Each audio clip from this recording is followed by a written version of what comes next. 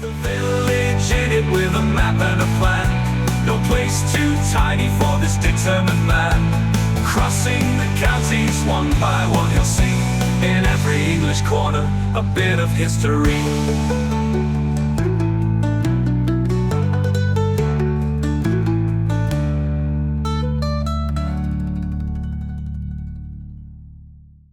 The South Kesteven series is sponsored by Gainsborough Cycles 01427 617 752. For all your cycling needs, this is your one-stop shop located at 20 Ropery Road, Gainsborough, or online at gainsboroughcycles.com. There's a link in the description. Gainsborough Cycles, ask for Trevor Halstead.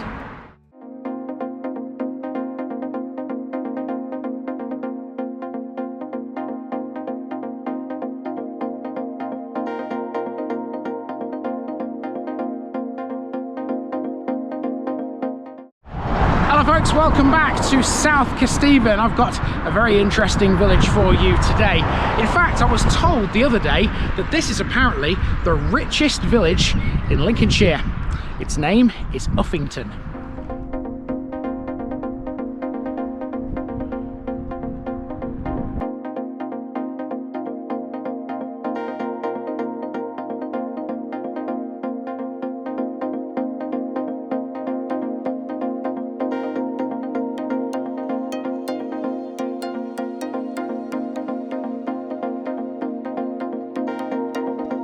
Uffington, settlement of Uffers people. Returning to South Kesteven this week, we're beginning another run of 10 here, 5 this side of the summer break and 5 on the other side. This is Uffington, which sits in the valley of the River Welland, just east of Stamford. It includes the hamlets of Casewick and Newstead, with limestone houses gathered along the A1175 above the flat fen edge. The name Uffington comes from Old English. It means the farm or settlement of Uffers people. People have farmed this ground since early times, helped by the Welland and its tributary, the River Gwash. By Doomsday it was recorded as Uffington and was already a settled manor. Later, religious houses at Newstead and great estates at Uffington and Casewick shaped life here. If one place captures Uffington now, it's Uffington Park. Laid out in the 1680s around the Bertie family's country house, which was lost to a fire in 1904, its avenues and lawns still frame the village's southernmost portions. Other landmarks are close at hand though. St Michael and All Angels, a Grade 1 listed church, has a 12th century core beside Main Street. Casewick House, once home to the Trollops, stands to the northeast and has moat earthworks. For centuries, work here centred on those big estates and the land itself. The Berties and the Trollops employed farm workers, servants and craftsmen. There was also a mill on the Gwash. Today, farming, a plant nursery, the Bertie Arms pub and other small local firms provide most jobs.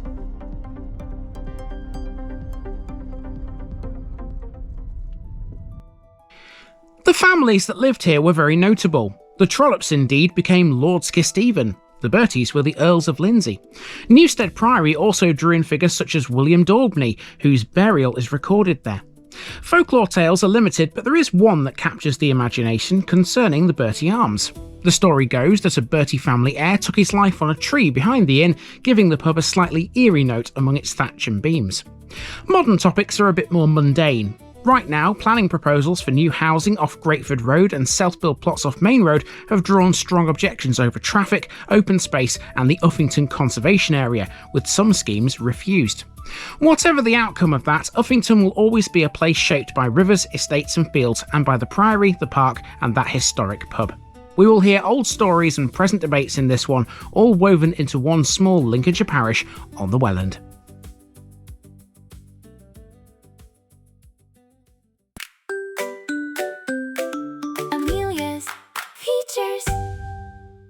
Hello everyone, here's what I have on my agenda today. Uffington has some lovely landmarks, including the only thatched village hall in Lincolnshire. I'll also be telling you all about Casewick and the fate of Uffington Hall. Our start point in Uffington is the playing field on Greatford Road, just north of the village centre. This is a simple recreation space with open grass and a small play area. It has swings, a slide and simple climbing equipment. Sports use is a big part of the field's purpose. The grass area is large enough for football training and small matches, and it's used by local groups when the cricket ground is busy. Cricket is not played here, that has its own separate pitch. Uffington Cricket Club is further up Greatford Road on the very edge of the village. The club's history is well recorded, going back as it does to its foundation in 1858. Its first match was played between two sides from the village, likely in Uffington Park. That's because in the early years the club had strong support from the Earls of Lindsey and Lord Bertie, who helped provide a pitch in front of Uffington House. Lady Lindsay even hosted dinners for players after matches, which made the club well known in the area. The club grew through the late 1800s, taking part in local matches and friendly games. One unusual match took place in 1889 when Uffington were bowled out for just one run in their second innings against Barnack.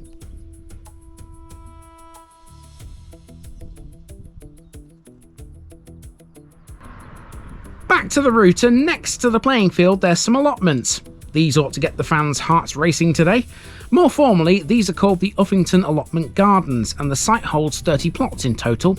A full plot here will cost you £25 per year.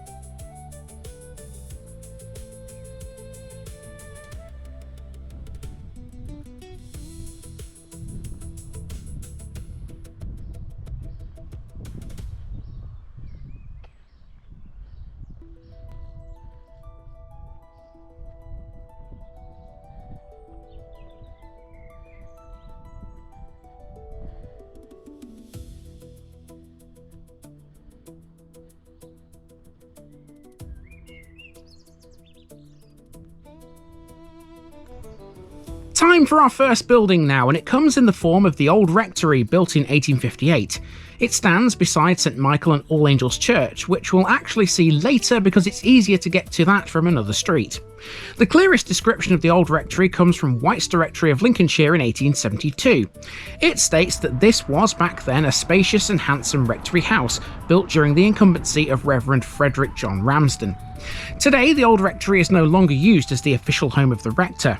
The church continues to stand beside it, and the building remains part of the historic core of Uffington, but this is just simply a private house now. It remains one of the most important older buildings in the village though.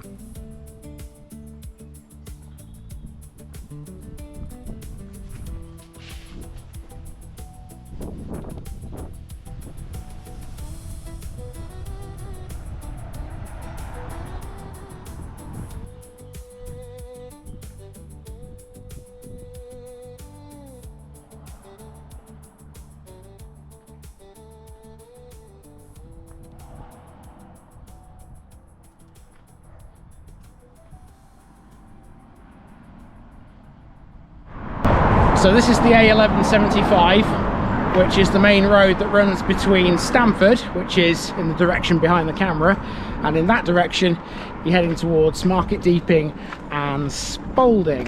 Now we've turned right onto it just briefly because there's a couple of things I want to discuss in this direction. One of them is this building here. This is Uffington Village Hall.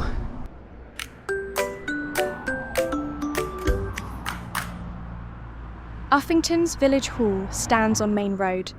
This is easy to find because it has a character that's unique. This is the only village hall in Lincolnshire to have a thatched roof, and by extension, it's one of only 15 thatched village halls in the whole country.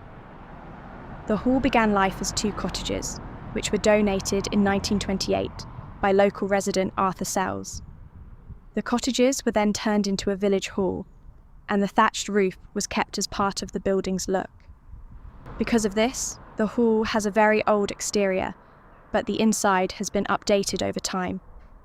One of the most recognisable buildings in Uffington, it may look different to your average village hall, but it's used in the same way, pretty much. It hosts classes, parties, meetings, and small events, with bookings managed through the hall's online calendar. The hall is self-funding and is run day to day by a volunteer committee and trustees who look after its upkeep. Inside, the hall measures 10 metres long, 5 metres wide, and 3.4 metres to the beams. It has a fully equipped kitchen with an oven, crockery and cutlery. There's an entrance hall, cloakroom, tables, chairs and toilets, including an accessible toilet and a baby change area. The hall also has a small little book library, a rear garden with a picnic table, which is used in warm weather, and a bee-friendly walled garden.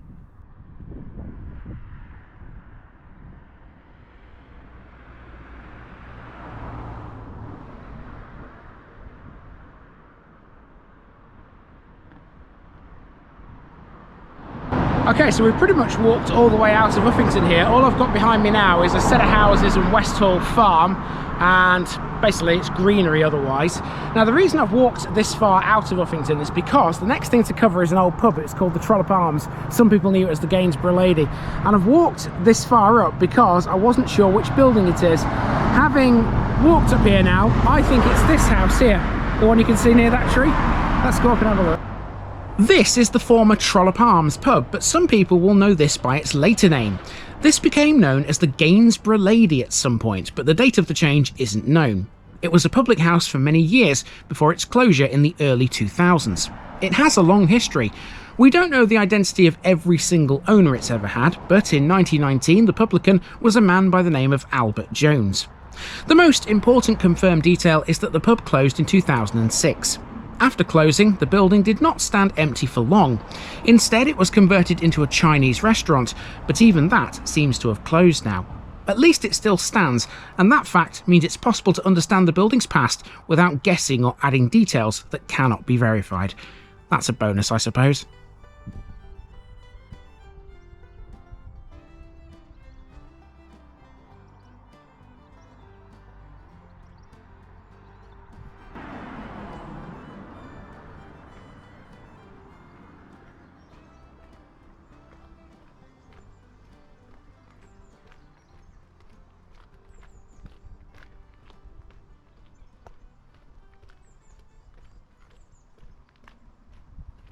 Okay, so we've walked a bit further back up the road now in the other direction towards Spalding and Market Deeping, and if you do that you come across a set of gates here behind me. Those are the gates of Uffington Manor, and directly opposite those gates there's another set of gates which you can see here in the foreground, and these mark the entrance to the churchyard. The church is just behind the camera. Let me show you. There it is. That's next.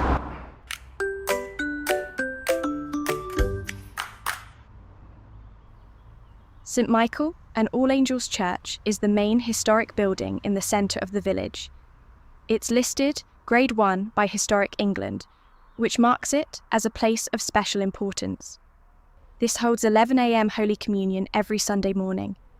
Its tall tower can be seen from different parts of the village.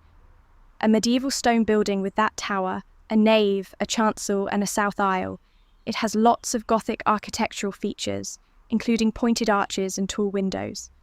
Inside, the church has wooden pews, a long central aisle, and a large stained glass window at the eastern end. The interior includes carved stone arches and a high roof supported by wooden beams. Although the church does not have a long list of folklore tales, there is one local tradition. Often mentioned on village websites is the flag flying custom. Villagers can request the Union flag or St George's Cross to be flown in the churchyard for special occasions. This small tradition is one of the few local customs linked directly to the church. So rather handily, there's a path that encircles the entire church, and there's a gate sort of over here. Don't know whether you can see it, but it leads out onto the street you can see there. And that next building, the one right in shot now, is the school. Uffington Church of England Primary School now. This teaches children aged 4 to 11. It's a voluntary controlled Church of England school with a simple entrance, a playground and a field used for outdoor lessons and sports. The school's most recent full Ofsted inspection took place in 2020, where it was graded good overall. Earlier reports include an outstanding grade in 2008, which is also recorded on the Ofsted website.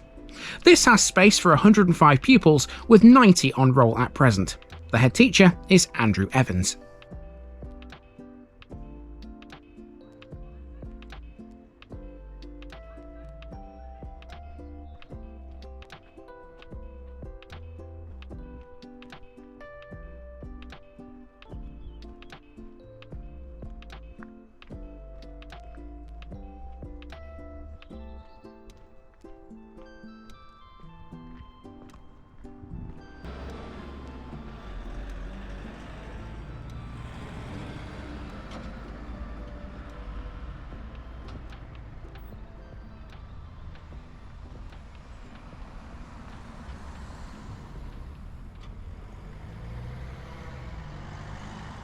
Okay, we're back to the main road again, and opposite Casewick Road we have this memorial. I'm just going to read to you what it says. This memorial fountain was erected by Queen Victoria's loyal subjects in Uffington in commemoration of the 60th year of her great and glorious reign, June the 20th, 1897. And there it is, in all its glory itself.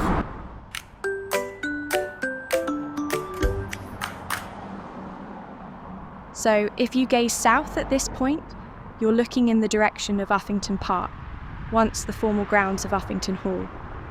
The hall, which was sometimes called Uffington House, was a large country residence built for Charles Bertie in the late 17th century.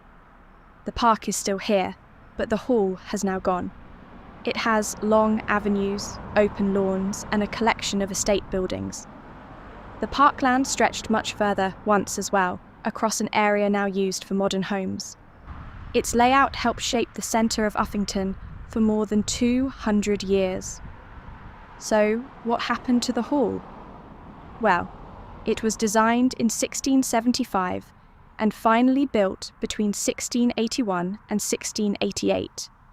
It was a large, classical house, influenced by a common architectural style spreading across England after the Restoration. The design is linked to a surveyor known only as Mr. Grant. The house stood out for its size and style and was considered one of the most impressive houses in Lincolnshire. The Bertie family, who later became the Earls of Lindsey, lived here for generations. But now nobody can, because the hall was destroyed by a fire in 1904. The fire was severe enough that the house was never rebuilt. Some estate buildings survived, but several, like the Orangery, were demolished in 1979. That was built in 1845 and designed by Samuel Gray.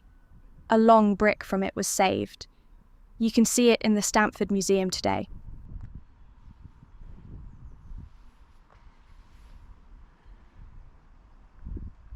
So of course you can't see much of Uffington Park, it's all high walls and tree shrouds, can't see a thing really. There is something you can see related to the Berties though, which isn't too far away from that area I've just been showing you. That would be the Bertie Arms, which is the only pub Uffington has these days. Of course the Trollope Arms / Gainsborough Lady is no longer operational. The Bertie Arms is behind this tree here.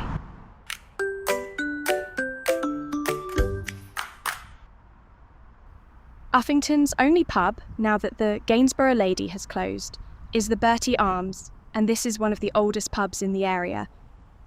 The pub takes its name from the Bertie family, who lived at Uffington Hall. This pub's link to the Bertie family is long-standing. The Berties were, of course, major landowners, and their estate shaped the centre of the village. It's a historic pub in and of itself, but what lies behind it is the stuff of legend. There, at its rear, stands a tree linked to one of Uffington's best-known stories. The tale says that a Bertie heir took his life on a tree behind the inn after falling into a deep despair. No official record can confirm the event, so it's not a proven fact, but it does add a chilling detail to the inn's history. The Bertie Arms is part of the central group of buildings that form the heart of Uffington. The pub's own website notes that it serves food throughout the week and hosts small events, quizzes, and seasonal meals. It also has a garden area used in warm weather. Right, a few more steps after the pub and you come to a little playground, which is here. And then after this, it's just a big housing estate, which will take us back to the start.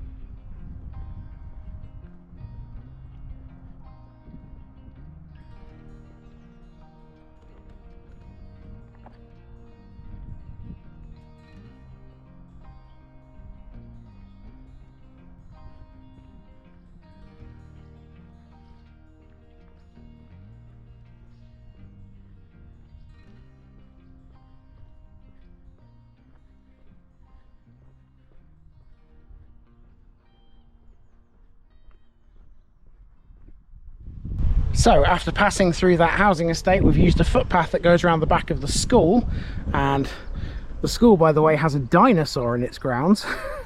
How about that? And we're back on the road where the playing field is. Well, School Lane, the road with the playing field is just up there. So that's pretty much Uffington Village. But there is one thing that we haven't yet talked about, and that is, of course, Casewick. Let's discuss a bit about that. When the Gainsborough lady was the Trollope Arms, that name was linked to Casewick. Casewick Hall stands northeast of Uffington Village and is one of the most important historic buildings in the area. It's a Grade 1 country house, now divided into 3 units. The hall sits within what was once Casewick Park, an estate that included gardens, outbuildings and a moat. It all began as a medieval house, but the main structure seen today was substantially remodelled in the early 17th century by the Trollope family, who were major landowners in the area alongside the Berties. The Trollope family's link with the area goes back to the early 1600s, when the house was remodelled for them. Their rise reached its peak in 1868, when Sir Charles Trollope was created the first Baron Kesteven.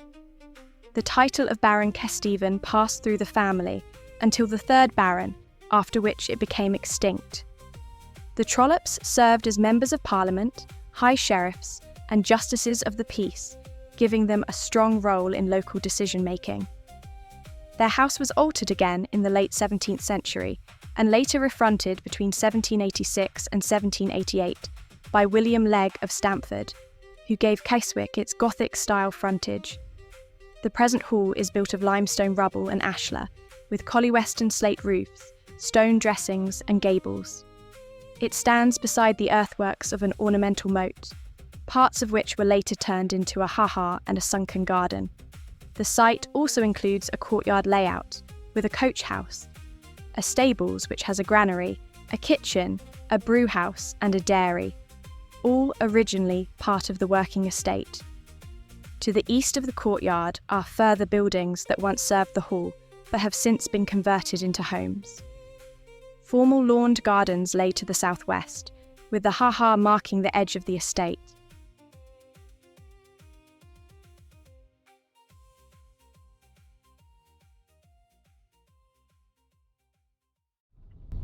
Finally, on the road out of Uffington now towards our next village, we have to pass Copt Hill School. This is an independent, mixed-entry school for children aged 2 to 11 with a nursery on the same site. It has space for 360 pupils with 299 on roll at the most recent update. The school began just over 55 years ago and started at Copt Hill Farm, where its founder, Anne Teasdale, began teaching a small group of children around a kitchen table. Over time, an actual school building came along and has been expanded ever since. Copt Hill offers a nursery, a pre-prep and a prep department, all on the same campus. The school's facilities include specialist teaching rooms for PE, music and French. And so, as we leave Uffington behind, we now have a nice mental image of the place we've just seen. With Casewick and Newstead close by and limestone houses gathered along the A1175, Uffington is all about 2 families primarily. Uffington Park stretches out on the southern side, its lawns and trees set out in the 1680s for the Bertie family. The hall that once stood there was lost in the fire of 1904, but it's a clear reminder of what was once here. The Bertie Arms keeps their memories alive with its name. And then there's the Trollopes, once Barons Kesteven, who lived at Casewick. Debates over new housing off Greatford Road and Main Road may continue, but whatever happens next, Uffington will always be a place where new arguments and older tales intertwine by the Welland.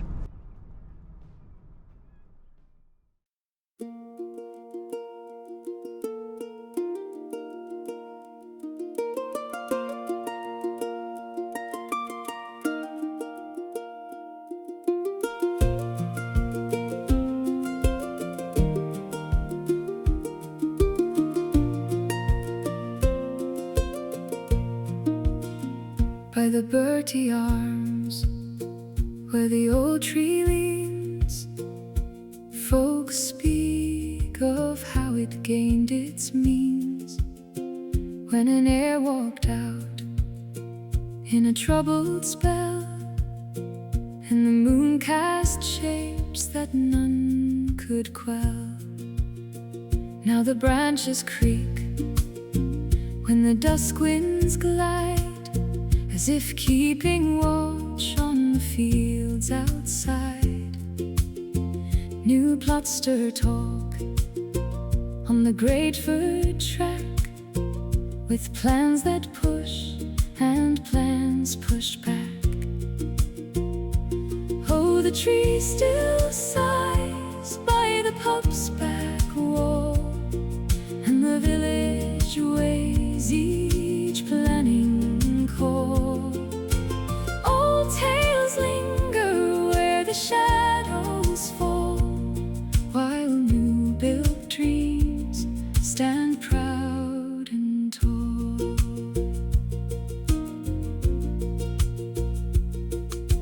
Casewick paths hold marks of age, where trollope lines once set their stage.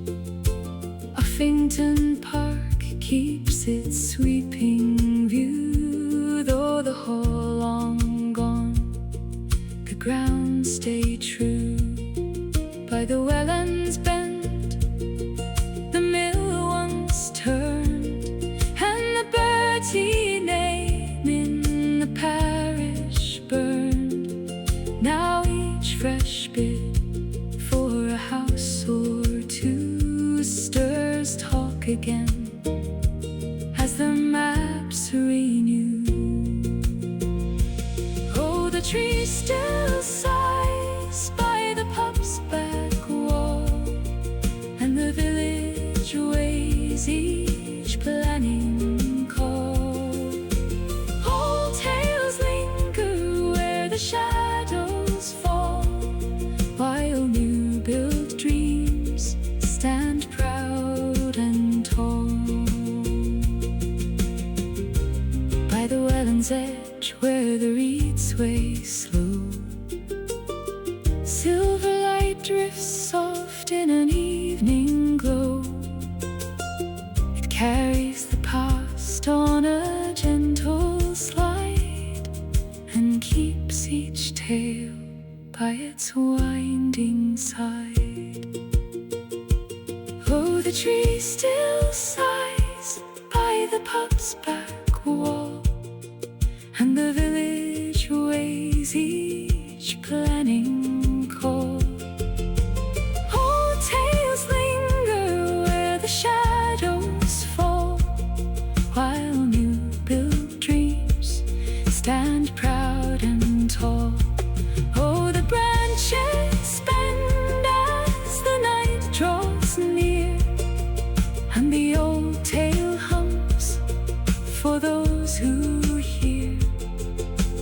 Plans may change, but the fields stay clear, with the Wellands song forever near.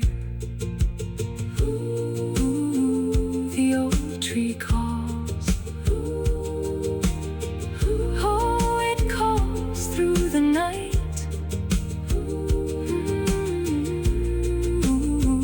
The Welland rolls. Oh, it rolls in the light.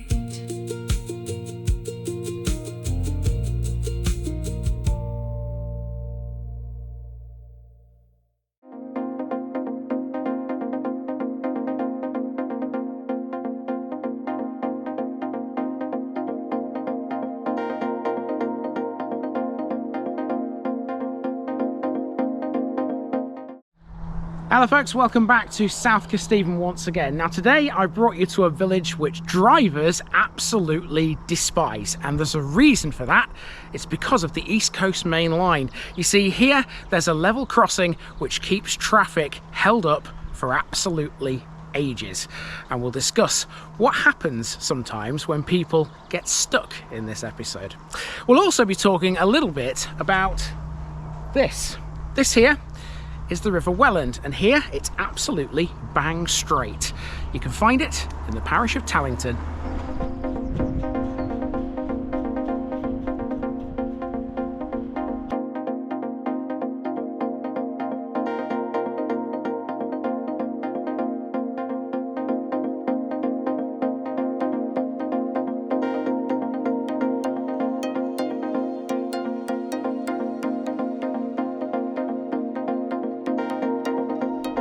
Tallington, Tales Farmstead.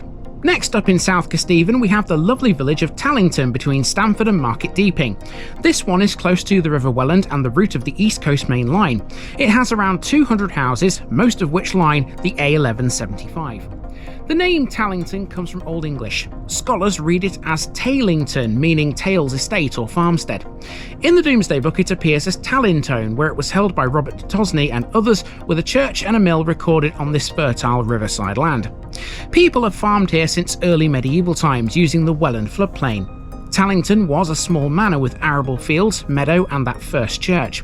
Later came the Stamford Canal in the 1600s, the watermill in around 1700 and then the Great Northern Railway.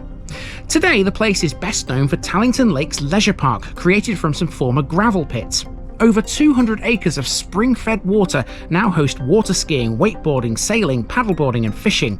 It gives the place a very modern, outdoorsy feel. Alongside the lakes, other landmarks include St Lawrence's Church with its Norman doorway, 14th century tower and later medieval work, a former school of 1841 which is now the village hall, and the Whistle Stop pub by the railway crossing. Work here has changed over time. Farming on the Welland Meadows was for a long time the mainstay, until in the 20th century when the Dow-Mac Concrete Works became a major employer, casting bridge sections for motorways across Britain. Consequently, the very gravel extraction that took place at Dow-Mac then created the lakes, which now support new jobs in leisure and hospitality. Railway staff and Dow-Mac engineers also brought skills and experience from further afield, and so now employment is very varied here. Local tales cling mainly to the railway here. The level crossing on the East Coast Main Line is notorious for being closed more than it's open, and so there are countless stories of drivers nipping into the pub next door for a quick drink before the gates reopen. There has been a long-running campaign for a bypass or some sort of bridge over the railway, which still continues today. Ironically, Dow-Mac did offer to donate a bridge when they were here, but it was never built. So, as we set off on our walk today, we have a place shaped by the river historically and the railways and the gravel pits turned lakes latterly. The sound of both express trains and water birds are common here. You don't get much more varied than that.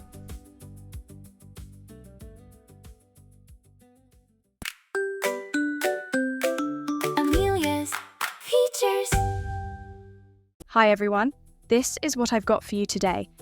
I will just make a point before we begin though. In my sort of posh-sounding Southern English accent, I pronounce this place Tollington. Do excuse that, won't you? See you shortly.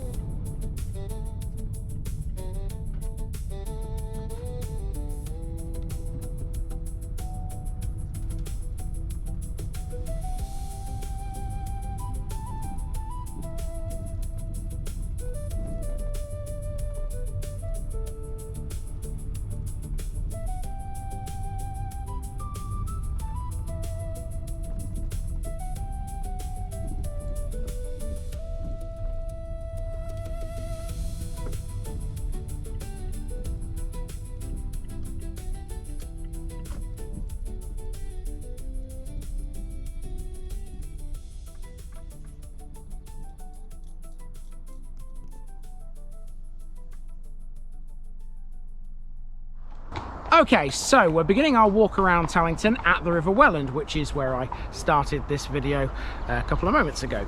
So as you can see here, the river is absolutely straight. It's not windy, it's not a meandery kind of river here. It used to be, but it's now been artificially straightened. There's a number of reasons for that, and Amelia is about to tell you a few of them.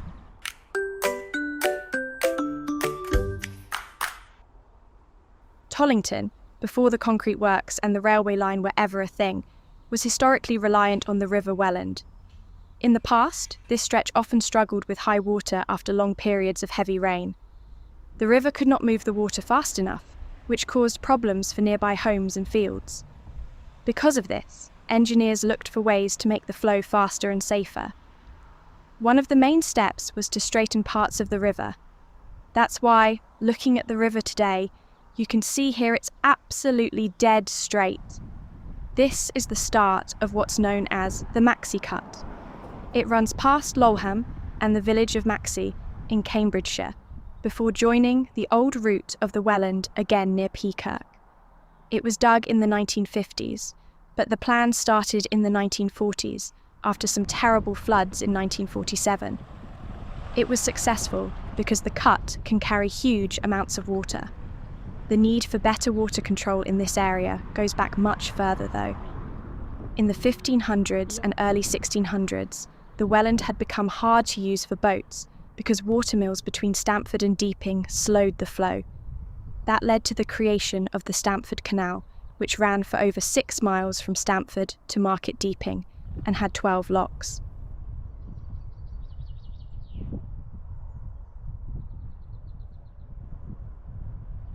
Okay, so having crossed the river on what is basically a single track bridge, you're then faced with this. It's the church, Tallington's church. You can see it through the trees here. Let's make our way across to that.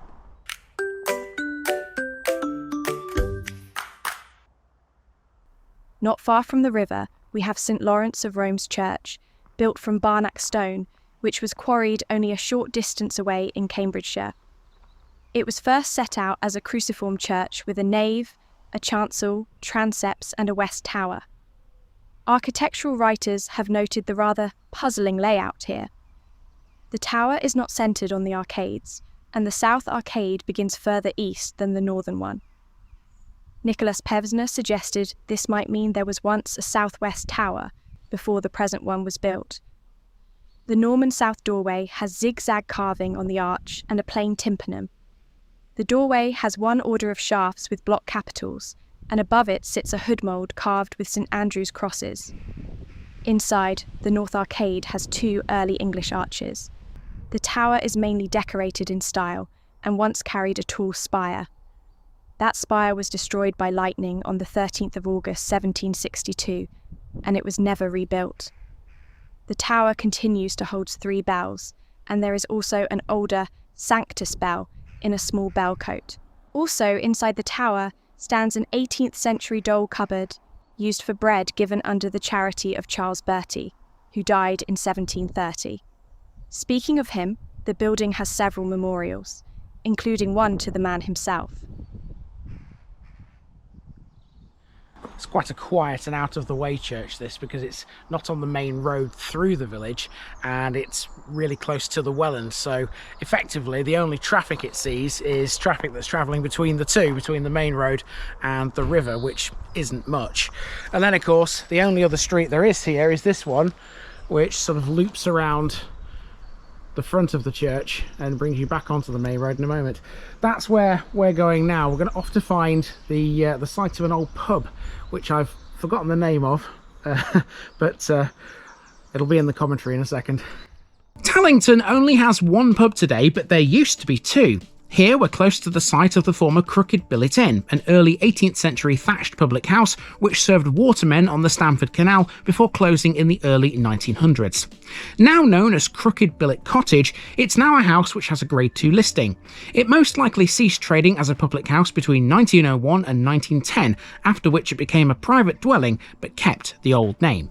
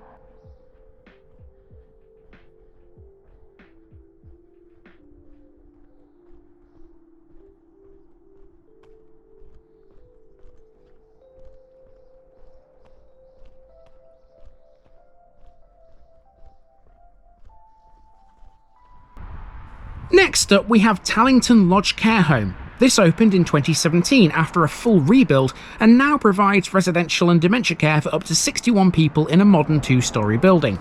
It's run by Country Court, a care provider with homes across the region. The home is registered with Lincolnshire County Council and is listed as offering long-stay residential and dementia care.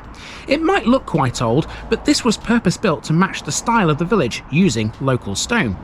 Country Court's own information explains that the home was sympathetically designed to fit a luxury setting. It has a gallery cafe, its own bar called the Railway Inn, and a courtyard garden. Bedrooms are described as luxurious and comfortable, each decorated to a high standard.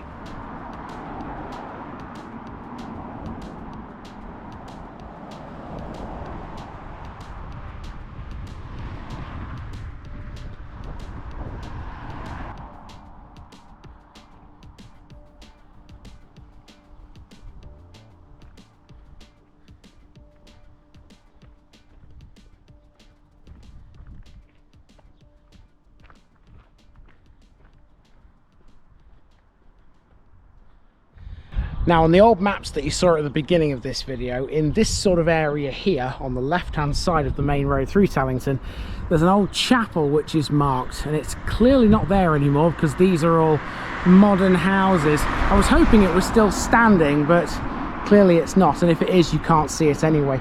Something you can see is on the other side of the road, directly opposite this house here. It's the old post office. It's still got its pillar box outside, and that is still in use as well.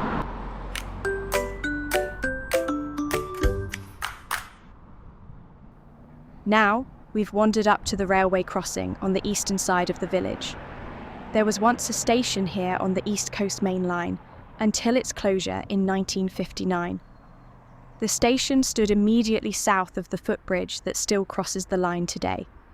In 1919, a commercial listing at the station named Ellis and Everard Limited, who dealt in coal, oil cake and artificial manure.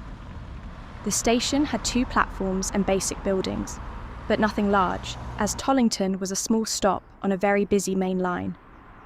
After the station closed, it was the level crossing that became the most noticeable feature here. The crossing was the last one on an A road anywhere on the East Coast Main Line between London and Edinburgh, and would become known for its notoriously long wait times. Delays became worse after 1998, when the crossing changed from a manned box to remote electronic control. The problem grew so serious that newspapers and councillors repeatedly called for a bridge, with barriers often down for about 40 minutes per hour. The concrete works at Tollington, known as Dowmac, once had its own rail link here via a short spur. Dowmac relied heavily on rail transport for its concrete beams and slabs. They even offered to help fund a bridge to keep traffic moving, but that bridge was never built. Now, let's see how long those gates are open for. It's taken me about 30 seconds to walk down off the bridge to where I'm standing right now, and I'm timing on my phone how long it is before these barriers come down again. I'm telling you now, it's not going to be very long. In the meantime, while it's doing that, we have this pub to cover just here. This is the Whistle Stop.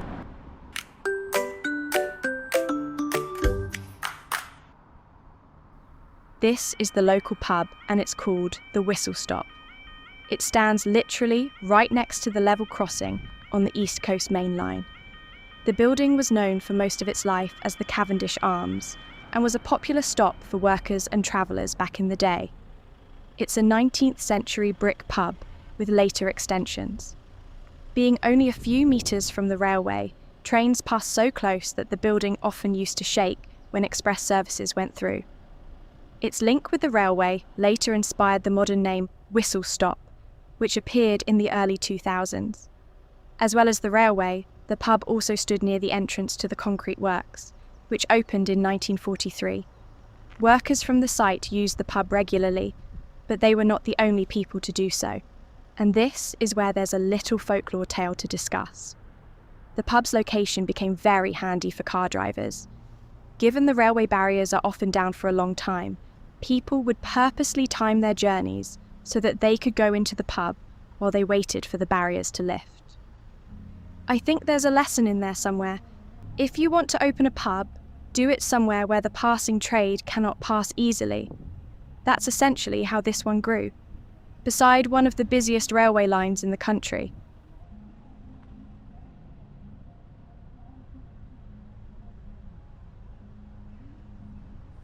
See, I told you it wasn't long, was it? It was less than a minute and the barriers came down again. And look how quickly traffic is backing up on both sides of this crossing. This really does need a bridge of some description, doesn't it? Well, if the Whistle Stop pub isn't your thing, these days you can actually stop in another place if you're on this side of the railway line, and that would be this petrol station. Also on this side of the railway line we have Tallington Services. Basically it's a fuel station and a shop run under the Gulf brand. The site has been used for roadside services since at least the 1970s, with older maps marking a filling station on the same plot. Its position on the main road between Stamford and Market Deeping makes it a busy stopping point. It offers petrol, diesel, air, water and a jet wash. The shop sells food, drinks and basic supplies for drivers. The forecourt layout is simple, with pumps at the front and the shop set back from the road. Typical stuff. Because the railway barriers are still down for long periods, drivers often stop at the forecourt whilst waiting. So, like the pub, Tallington Services has become a regular stopping place for people caught in queues. The site's long opening hours make it useful for that at least.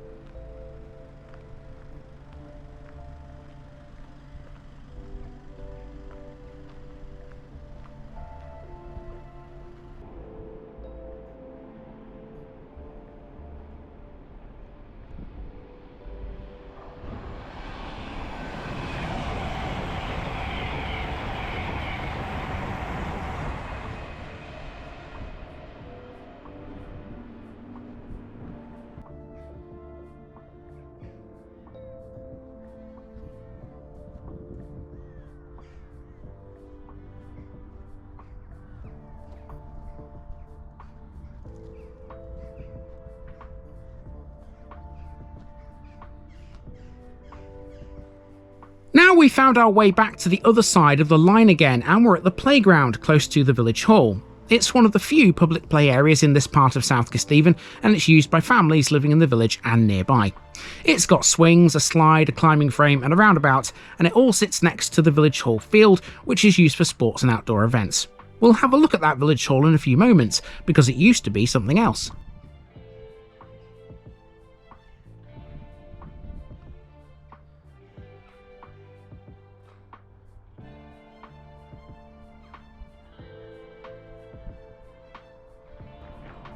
But seeing as we're here, we also need to mention Tallington Watermill, which is up this lane. It once stood on a mill stream, which is a side channel of the River Welland. The mill served the village and nearby farms for a long time before it closed in the early 20th century. 1888 OS maps show a large mill pond feeding a straight mill race that ran directly into the wheel chamber. The mill building stood on the eastern side of the stream with the mill house behind it. That layout was typical of Lincolnshire watermills of the 1800s. Trade directories give more detail about the mill's working life. Kelly's Directory of 1885 lists John Henry Robinson as the miller at Tallington, and later editions from 1896 and 1905 still record the mill in operation. The mill would have ground wheat, barley and oats until it closed in the 1930s.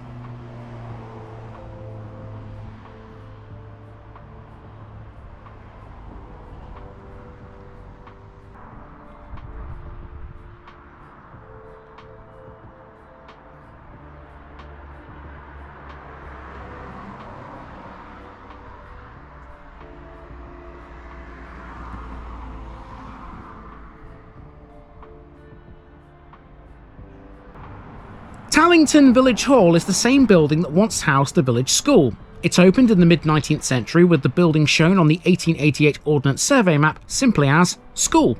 The site included the main schoolroom and a small yard. The building is made of local stone with a slate roof and tall windows that once lit the schoolroom. The tall windows were designed to let in as much daylight as possible, which was important before electric lighting. In the early 1900s, it was defined as a public elementary with places for 70 children. The school closed in the 1960s and became the village hall, used for meetings, events and local groups.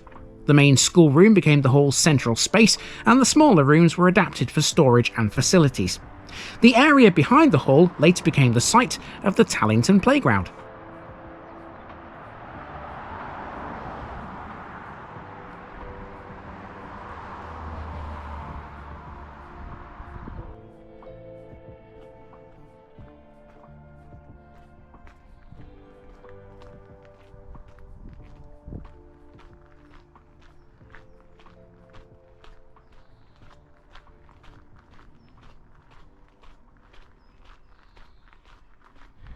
So passing through a little secluded spot here on the way back to the car.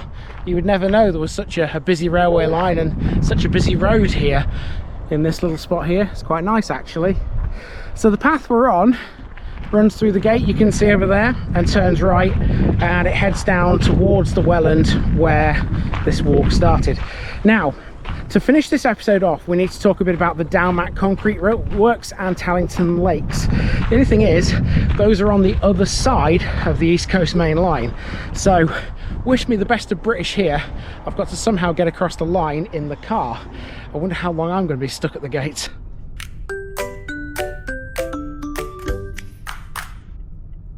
Let's fill in some more information about the concrete works and what they are now. You have to pass the site of these as you leave to the east. The former Dowmac Concrete Works stood beside the railway and the gravel pits that later became Tollington Lakes. Dowmac was founded in 1943. The company made large concrete beams, bridge parts and railway sleepers. The works used the large gravel pits around Tollington as part of its operations. Gravel was dug out for concrete production. It became well known for its large concrete beams used on motorways across Britain. The works had long sheds, gantry cranes and that old rail spur. By the late 20th century, concrete production at Tollington began to decline. Parts of the works were demolished, and the gravel pits were no longer needed for industry. The company that ran the works later became part of Tarmac Precast, and production moved to other sites. The land was gradually turned into a leisure site instead. The former, flooded gravel pits became Tollington Lakes, now covering more than 200 acres of water. Now, this offers water skiing, wakeboarding, paddleboarding, sailing, fishing, and holiday lodges. The lakes are spring-fed and have clear water because of the gravel base. The site also includes a dry ski slope, a climbing wall, and touring caravan pitches. The change from concrete works into a leisure park took place gradually through the 1980s and 1990s, with new facilities added each year. Although the concrete works have gone, traces of Dowmac can still be found. The long, straight edges of some lakes match the shape of the old extraction pits. It might be known for water sports and holidays now, but the shape of the land still shows how the concrete works once operated.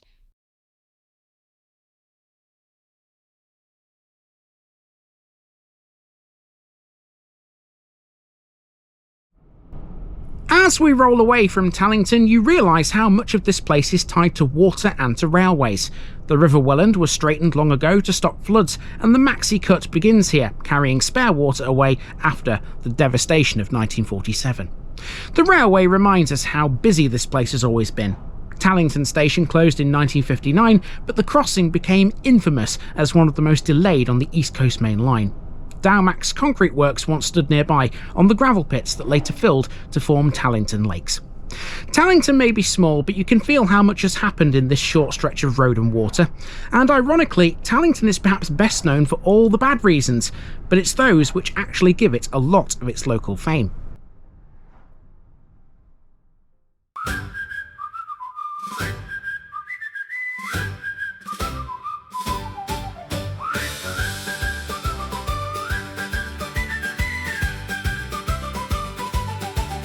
By the Welland edge where the long rails run, Tallington waits in the low spring sun. Folk watch gates drop as the freight trains roar, then slip in the pub through the old front door.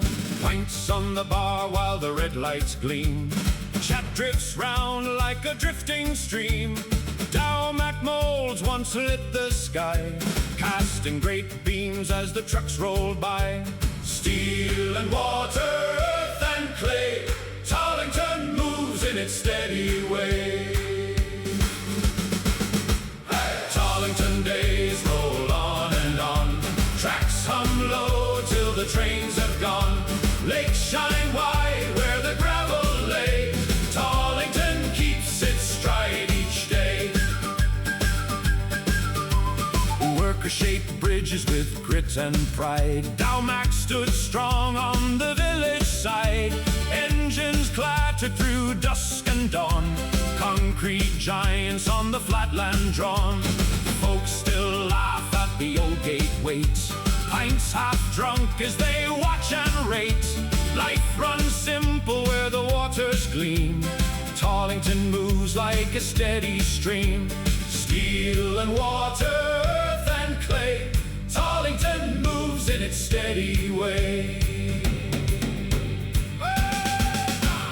Tallington days roll on and on, tracks hum low till the trains have gone. Lakes shine wide where the gravel lay, Tallington keeps its stride each day.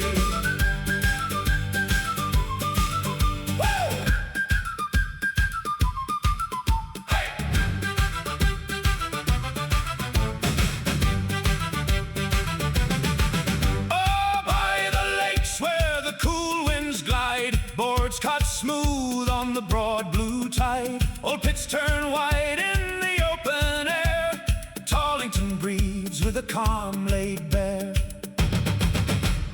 Tallington days roll on and on, tracks hum low till the trains have gone.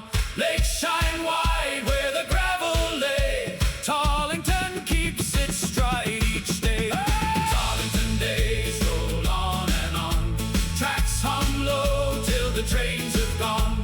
Lakes shine wide where the gravel lay, Tallington keeps its stride each day.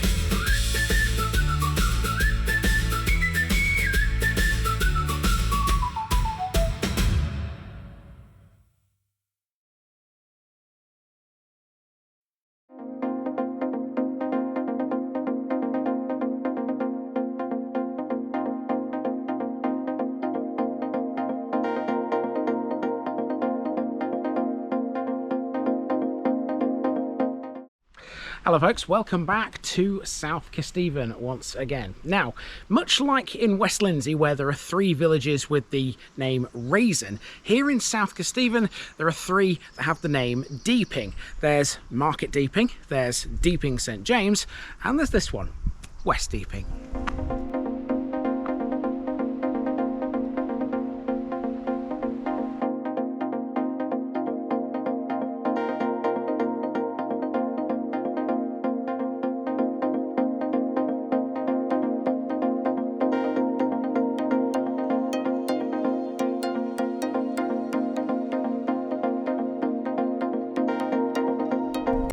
West Deeping, Deep Place West. We are heading towards Market Deeping today, but before you get to that along the A1175 from Stamford, you have to pass another Deeping. This is West Deeping. It's the smallest of the Deepings, with around 250 residents, stone houses, big skies, and a strong rural feel. The name Deeping comes from Old English, probably meaning deep place, thought to relate to the low wet ground beside the Welland and its former marshes. West Deeping simply marks the western part of that landscape. Excavations north of the village have found Neolithic pottery, Bronze Age barrows and Iron Age droveways leading to the Welland. Later, the Roman road known as King Street cut through, and by Doomsday, the place was recorded as an estate. Today, it's a quiet, lived-in village. If one place captures West Deeping today, it would be Molsey's Mill beside the A1175. A former water mill with a 17th century wheel, a Georgian house and a granary, it stands by a mill stream and the surviving length of the old Stamford Canal. Other landmarks sit close together within the village. St Andrew's Church, largely medieval with a tall tower and a spire, rises above the rooftops. Along King Street, you find the listed Red Lion Inn and several stone cottages. The village also had its own mill too. For centuries, farming and milling were the backbone here, with Molsey's mill grinding local grain and surrounding fields supporting livestock and crops. Today, many residents still work in agriculture or travel to Stamford, Peterborough and Market Deeping instead. Well-known names are modest but interesting here. The Molsey and Twig families were long associated with the mill, while the Van Geest family, noted for their banana business, owned the property in the 1950s. Local folklore also relates to the mill as well. There are ghostly stories of former owners still keeping an eye on rooms and of boys climbing an old dovecote wall for eggs. The working water wheel, the dark interior and the canal remnant all lend themselves to gentle tales like those of an evening. Current issues feel very grounded, mainly traffic on the A1175, speed monitoring through the village, wastewater management and the steady pressure of development in the Deepings. All very mundane stuff in comparison. So again, we have a place with a river, a road and a mill. It has prehistoric fields, a Roman route, a medieval church, a Georgian inn, a working water wheel and some modern concerns. West Deeping is a quietly distinctive presence in the Welland Valley.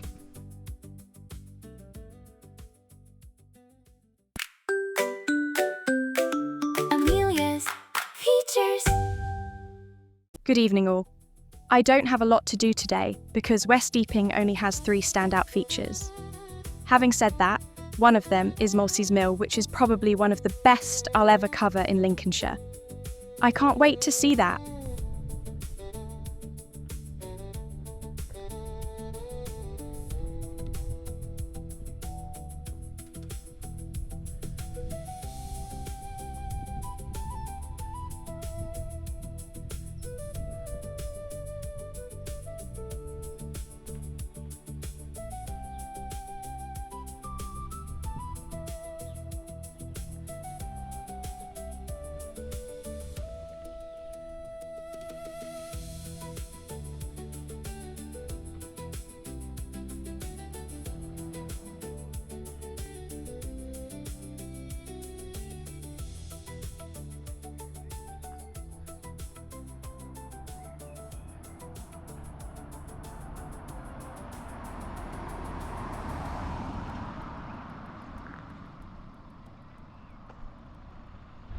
Okay, so here we are then on the main street which runs through West Deeping from north to south.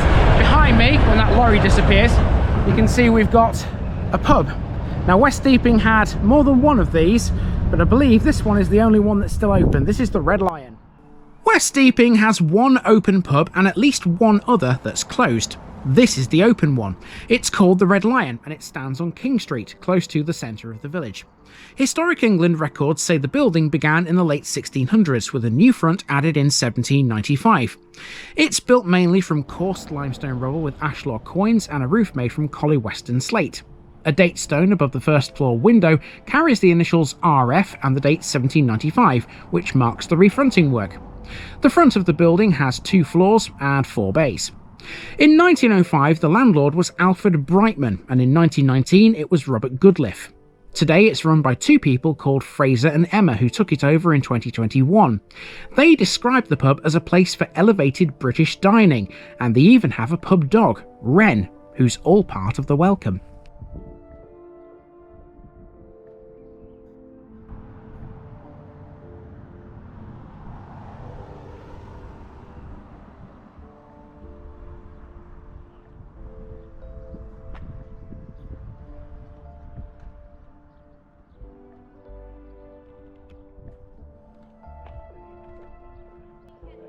The village hall at West Deeping began life as the village school.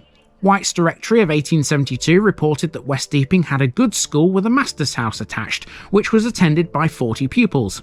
That was, one assumes, this building. Further detail comes from Kelly's Directory of 1913, which lists a public elementary school for 85 children with an average attendance of 60. The headmaster at that time was William Howard Smith. Also at that time, the school received support from an endowment and from Miss Molsey's gift of consoles. The school closed in the mid-20th century and was turned into the village hall in 1972 using funds from the former South Kesteven Rural Council. The building has still kept its red brick walls, its tiled roof and its cross-wing layout. It remains one of the most recognisable buildings here.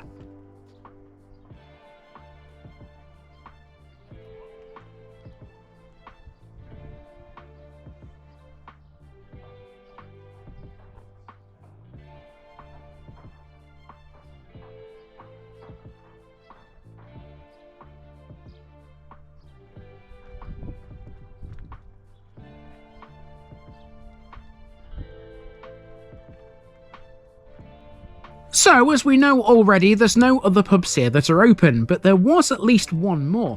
It was called the Georgian Dragon, and we know that because it's marked on the maps you see at the start of every video.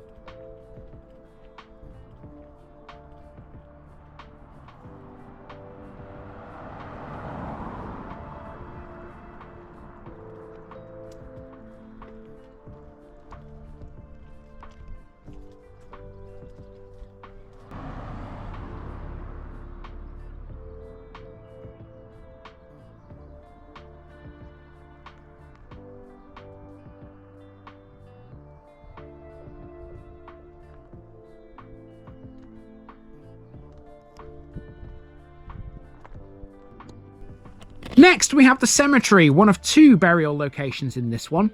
The other one is the churchyard at St Andrews. When that became full, the village expanded its public buildings and facilities to incorporate this newer burial ground.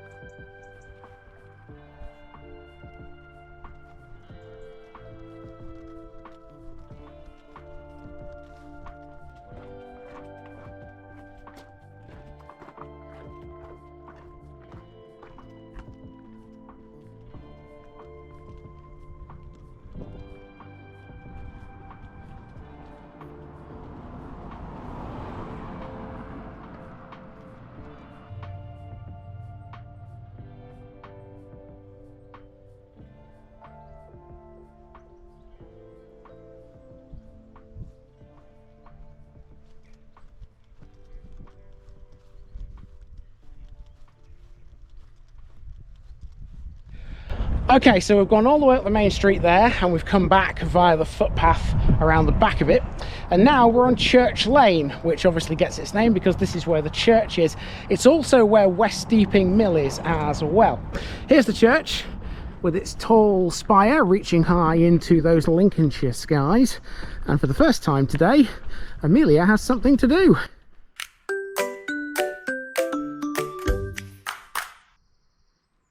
The standout feature in the village is St Andrew's Church. This is a Grade 1 listed building with early English, decorated and perpendicular work. It was restored in the 1870s and is today noted for its tall spire, its 13th century font, and its richly decorated chancel. That restoration took place between 1874 and 1878 by the architect William Butterfield, who rebuilt the porch, added a vestry, and refitted the interior. It has 3 bay arcades with round piers, moulded capitals and double chamfered arches. The chancel arch is early English, and the west aisle windows date from the late 1200s, with simple geometrical tracery formed by an unfoiled circle. The chancel, from the early 1300s, has windows with cusped intersecting tracery and a bullflower frieze under the eaves. The tower is decorated in style, with clasping buttresses and a recessed crocketed spire. Fittings-wise, the church contains an octagonal 13th century font.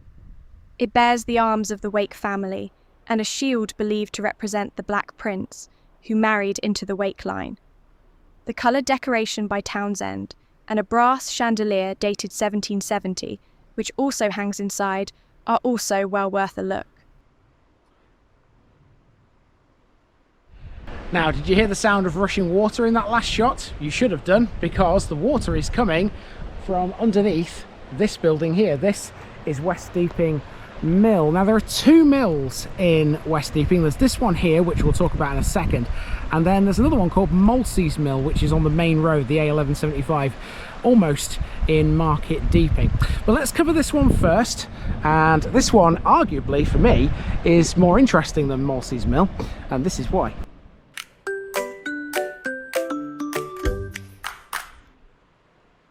To finish with, we have two mills to talk about.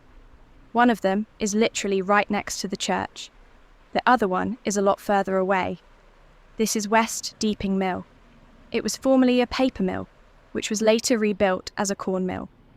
It was known to be active before 1713, when a record tells us Lewis Walker took an apprentice to work in a paper mill. This was that building. The same source explains that the original mill building burnt down in the 1830s. After the fire, the site was rebuilt and used as a corn mill until the 1950s. The second phase lasted far longer than the paper-making period, but it hasn't survived into the modern day. The machinery no longer survives. Although a more detailed account for this mill has not yet been published anywhere, it was certainly an important structure. And that's clear from its long working life, be it paper-making or corn grinding. It's now a lovely home beside the same watercourse that once powered its wheel. So also on Church Lane, not far away from the mill and sort of directly opposite the church, there's what passes for a playing field in this village. Here it is. It's only a small playing field with, well, not a full-size football pitch, but there is a football pitch there. There's some picnic benches, and of course you have the route of the river at the back of it. It's quite a nice spot actually. Now there's a plaque on the gate here which tells you a little bit about it. This is called the Tinsley Playing Field, presented to the West Deeping charities in the year 2000 by the Tinsley family. So nothing to do with Tinsley in Sheffield, but absolutely everything to do with the Tinsley family of West Deeping. Right, we are pretty much all the way around the village, and of course we just have the one thing left to cover in this episode, and that would be Molsey's Mill. So time to get into the car and head up to that.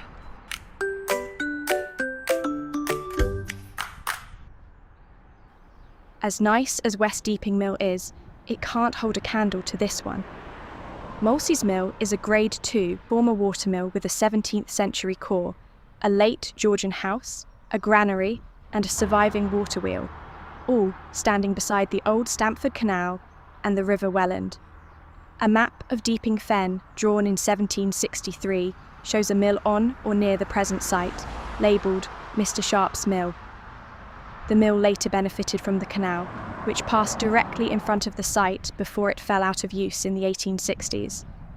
The buildings are all made of squared limestone rubble. Unlike West Deeping Mill, the water wheel survives here at the rear of the mill. It was modified in the 19th century, but it's still thought to be in good working order. Much of the internal machinery also survives too. The mill's water system is also fascinating. There's a wide, hand-dug head race, which was taken from a branch of the River Welland to the southwest, and that provided enough stored water to run the wheel for long periods.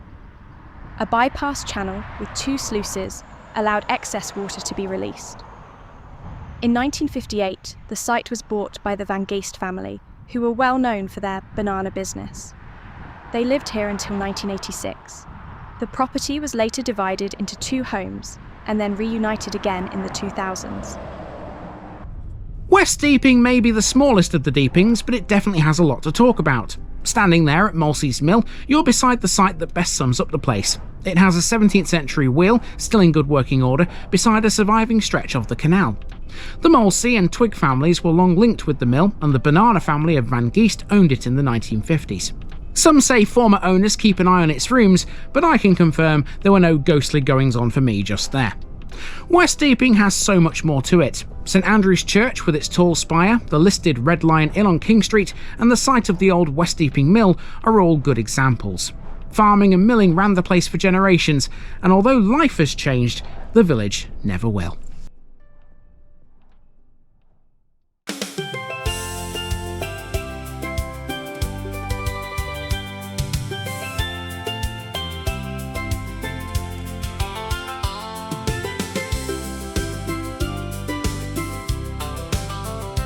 By the mill where the wheel turns slow, there's a stream with a soft, steady glow.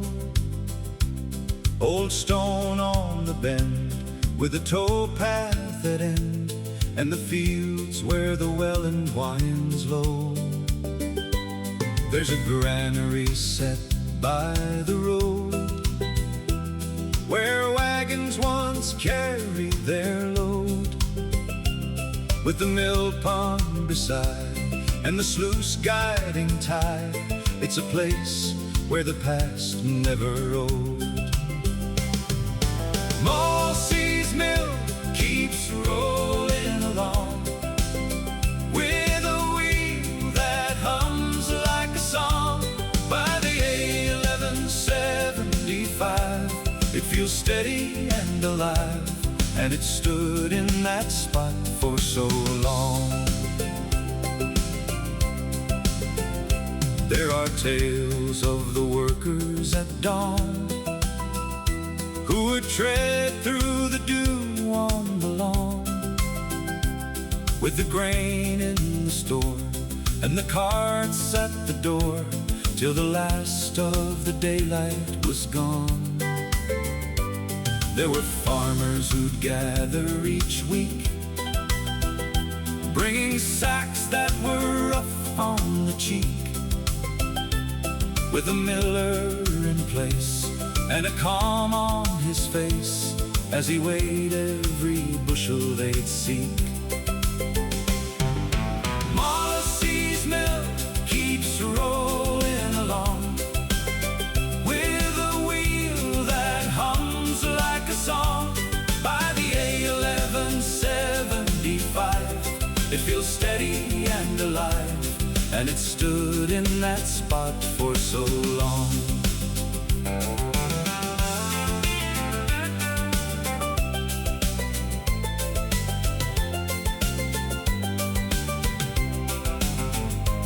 Now the water still drifts by the stone, and the mill stands firm on its own, with its arches and beams and its long weathered seams. It remains like a landmark well known.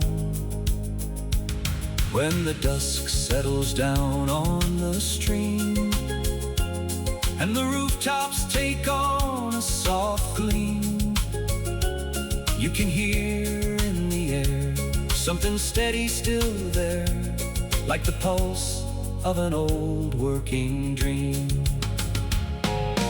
Mossie's mill keeps rolling along with a wheel that hums like a song. By the A1175 it feels steady and alive, and it stood in that spot for so long.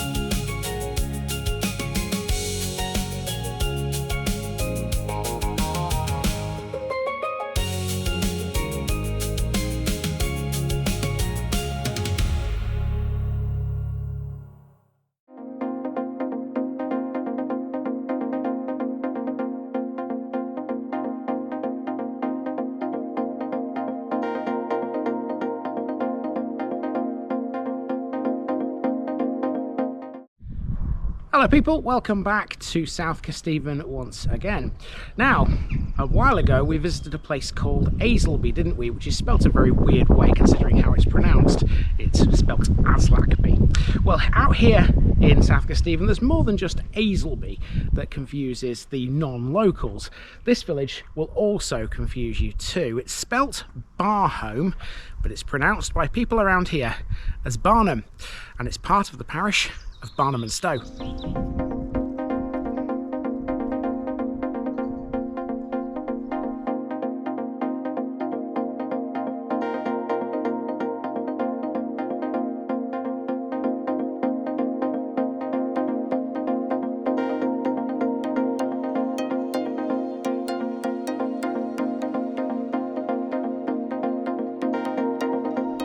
Barnham and Stowe, enclosure on a hill and holy place. Time for a little one. Today we're in Barnham and Stowe, lying between Stamford, Bourne and Market Deeping, just west of the A15. It covers the village of Barnham and the tiny hamlet of Stowe, with around 250 residents recorded in the latest census. The place names carry the story of the land here. Barnham appears in the Domesday Book as Birkenham, from the Old English for a homestead or enclosure on a hill. Stowe comes from a word meaning holy place or gathering place. Interestingly, locals pronounce Barnham as Barnham, not Barholm. Barnham and Stowe both had several lords, including the Abbey of Peterborough.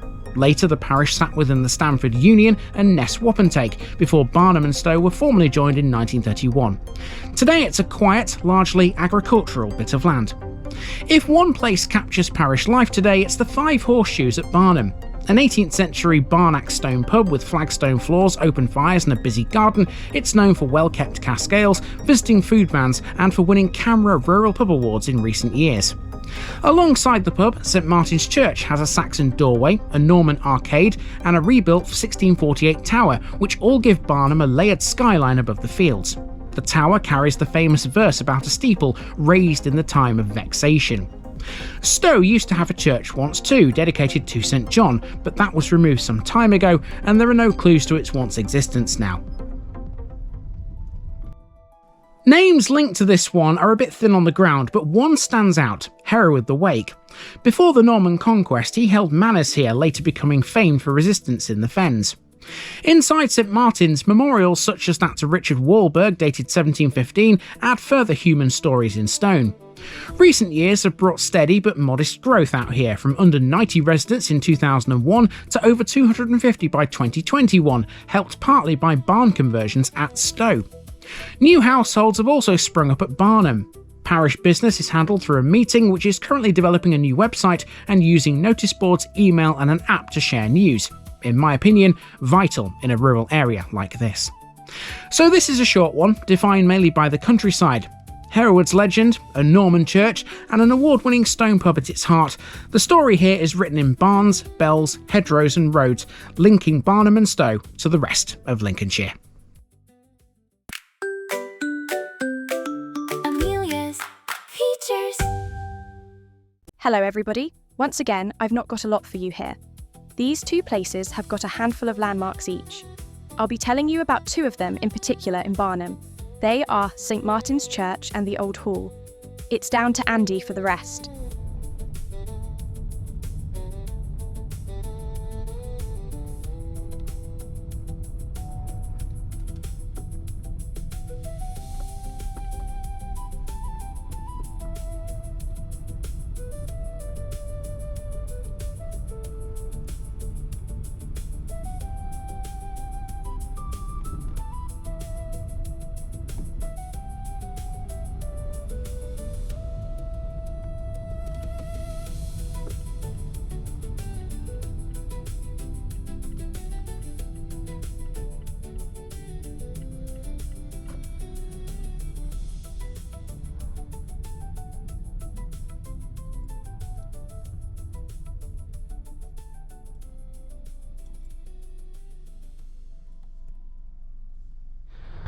Okay, so to begin this episode, we're in a little side street here called Kesteven Court, which is probably the newest street that Barnham has, to be honest with you. You can see it's all very modern housing.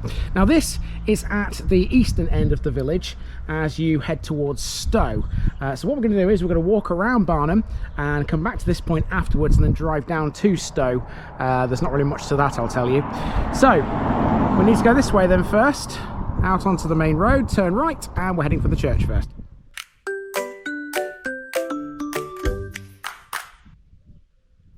So there's a few things in Barnham and a few things in Stowe, but on the whole, this one's quite limited in what we can talk about. Nonetheless, St Martin's Church is a really good place to start. It is, after all, a Grade 1 listed building, known for its long past and detailed stonework. The church has parts from the 1100s all the way through to the 1800s, all still seen in its walls and windows. One of the oldest parts is a small block doorway beside the porch. That's 11th century in origin, and has carved work with shapes like rectangles, zigzags, and leaf-like designs. Inside the church, the north arcade has round piers, scalloped capitals, and arches with more zigzag carvings.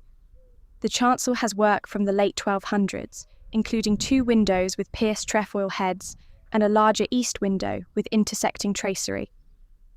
The whole church was restored in the 1850s by Edward Browning, who repaired the chancel and raised the tower. The tower itself had already been rebuilt in 1648, and a stone on the southern side carries the date and a short verse about being built in the time of vexation. Inside, the font has an octagonal bowl decorated with carved shapes. A marble wall monument to Richard Walberg has an Ionic frame and carved skulls. There's also a World War II memorial and a 14th century niche above the inner doorway, now holding a wooden figure.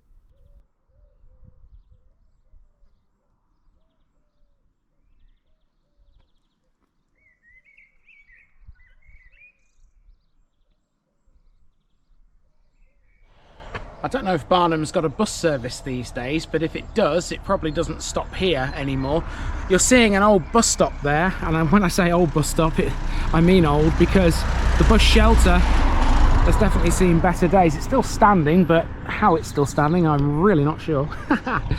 Now then, after that, the road forks into 2. You've got a right fork and a left fork. We're going to go down both of them. We're going right first, and then we'll head to the left.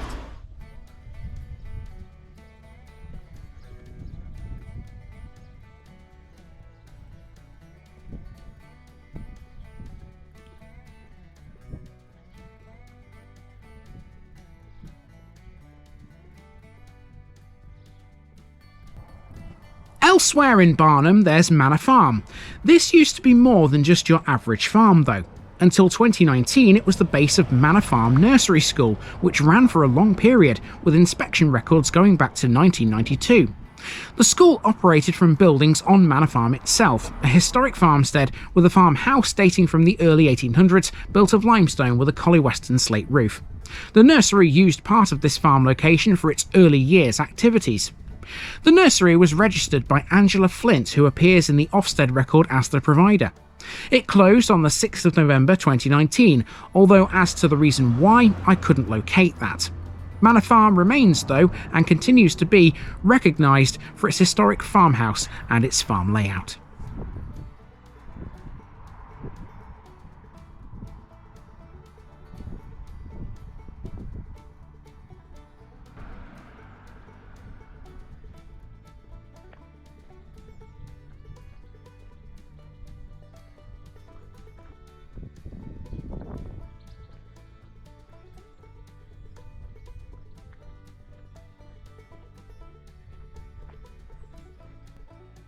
The only pub in the parish is the Five Horseshoes in the centre of Barnum.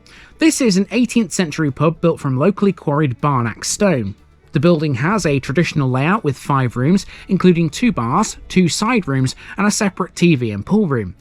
Camera notes that the pub has open fires during colder months and a creeper-covered patio with a play area for summer. Beer choice is a major feature here. The regular beers include Oakham JHB and Draft Base. Abbeydale Absolution and Oakham Apple are among 4 changes. The pub has gained some rather good recognition in recent years. It won Lincolnshire Pub of the Year and Branch Rural Pub of the Year in 2023. It might be in a small village in the middle of fields and farmland, but sometimes that's where you find the best inns going.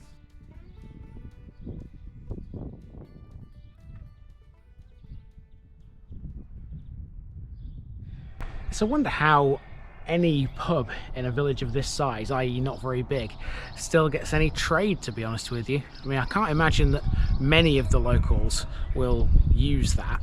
But then again, I suppose there are other villages around here that do have people as well, which may, you know, want to go for a different pub to the one they've got in their own village. I suppose Tallington's a good example, as is West Deeping, as I suppose is Uffington. Anyway, we're past the pub now and we're heading down towards what is effectively, well, it is a dead end, and at the end of the road there's a big house that I want to put on the map.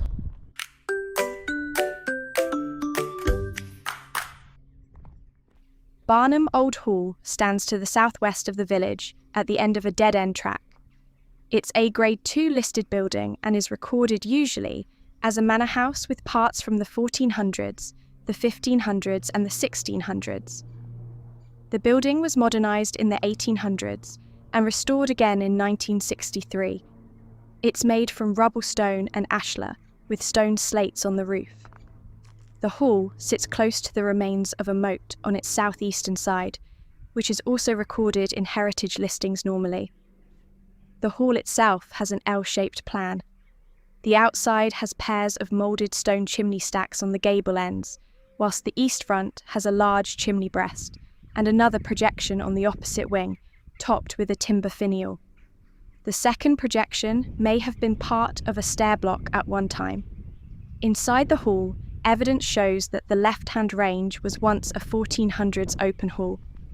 Further research by Historic England used tree ring dating to study the timbers in the hall, its associated dovecote, and a nearby barn. What they found was very interesting. The roof timbers of the hall were felled in the 1480s, meaning the main hall roof was built soon after that date. The crosswing timbers were felled between 1509 and 1534, placing that part of the building in the early 1500s. These dates confirm the hall developed in stages.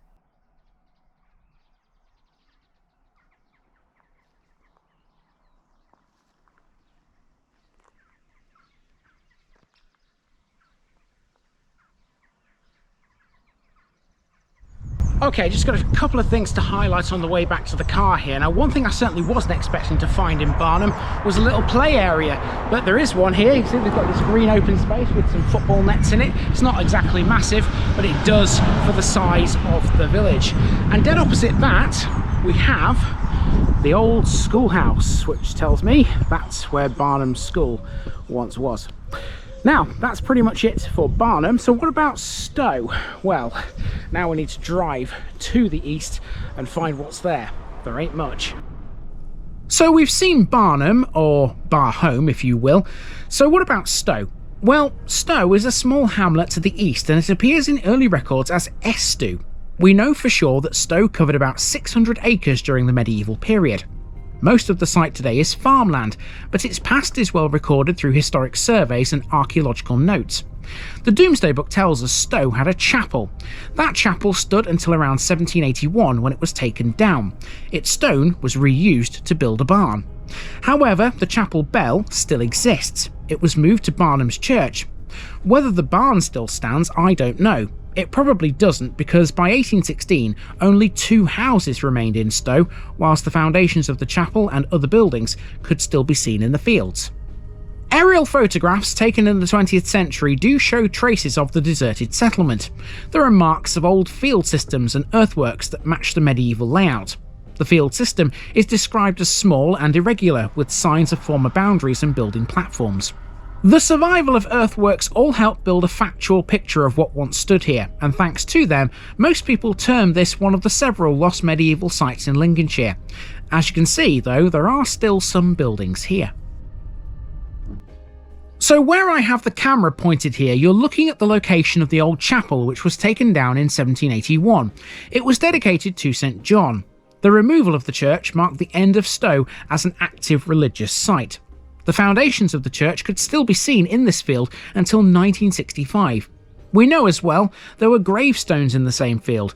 Later farming and soil movement gradually removed the surface evidence, but it's not unreasonable to think there may be some buried remains out there. Alas, there are no standing structures today.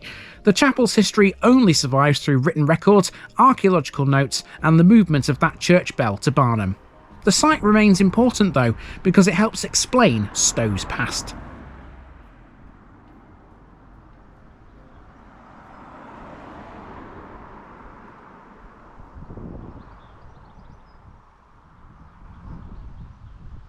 If you drive through Stowe today, you would have no chance of knowing that that's where the church was if you didn't look on those old maps beforehand. But that's where it was, in that field. No longer there, of course. And that's pretty much it. That's Barnham and Stowe. Very small one. Time to move on to the next one here in South Kesteven, which is going to be a bit more of a longer walk You may find that in this next episode I'm not wearing this jacket because it's starting to get quite warm today now. It started quite cold, but now it's yeah, it's definitely more like the summer's day it's supposed to be. In conclusion, Barnham and Stowe both tell you what the land once meant out here. Barnham was an enclosure on a hill, Stowe was a holy place. Today the parish is small with a mix of farms, converted barns and a few new homes, but it still carries traces of its long past. As you leave, the two places are marked most clearly by the Five Horseshoes, St Martin's Church and of course the site of St John's Church, taken down in 1781, with its bell carried to Barnham and its foundations long since lost beneath the fields. Driving or walking around it, it's easy to forget that you're passing through land here once held by Hereward the Wake. I wonder what he made of it all when he was around. Well, to finish, I've written a song in his voice. It may go some way to helping us imagine. See you tomorrow.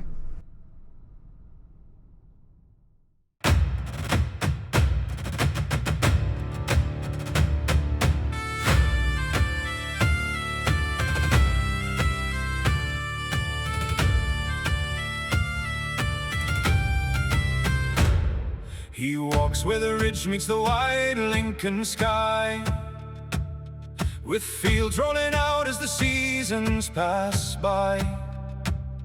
He nods at the inn where the stone walls glow, and the tales of the fens ride soft and low. He strolls past the tower with its date cut deep, where the past holds firm and the old stones keep.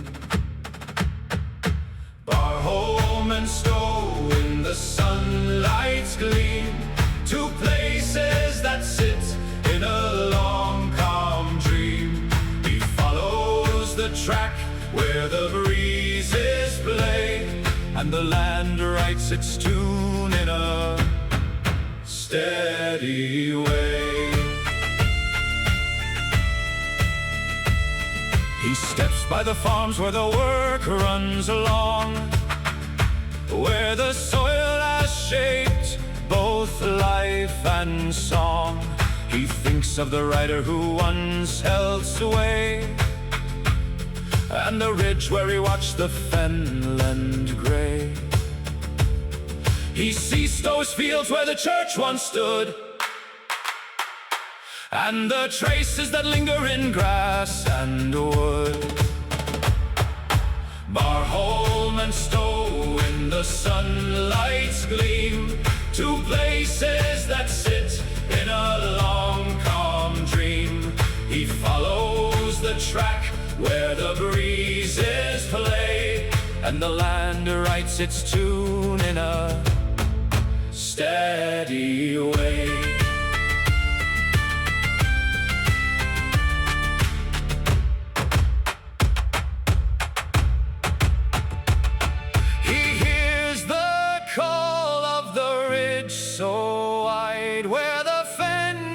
Slope in a gentle stride, he feels the pull of the fields that bind, and the weight of the years that sits behind. Barholm and Stowe in the sunlight's gleam, two places that sit in a long calm dream. He follows the track where the breezes play, and the land writes its tune in a steady. Barholm and Stowe where the fields run free, where the past walks close with a quiet plea. He moves through the paths where the old lines stay, and the land keeps its tune in a steady way.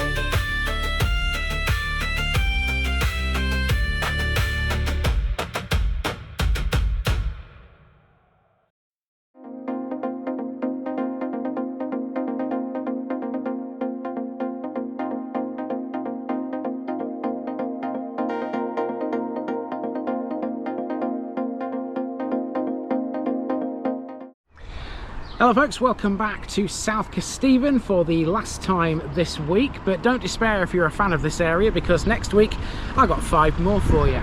Now I've saved the biggest one until last this week. This is a long village and the word long is almost in this place's name. This shares its name with a village we did in the East Riding donkeys ages ago. This is Langtoft.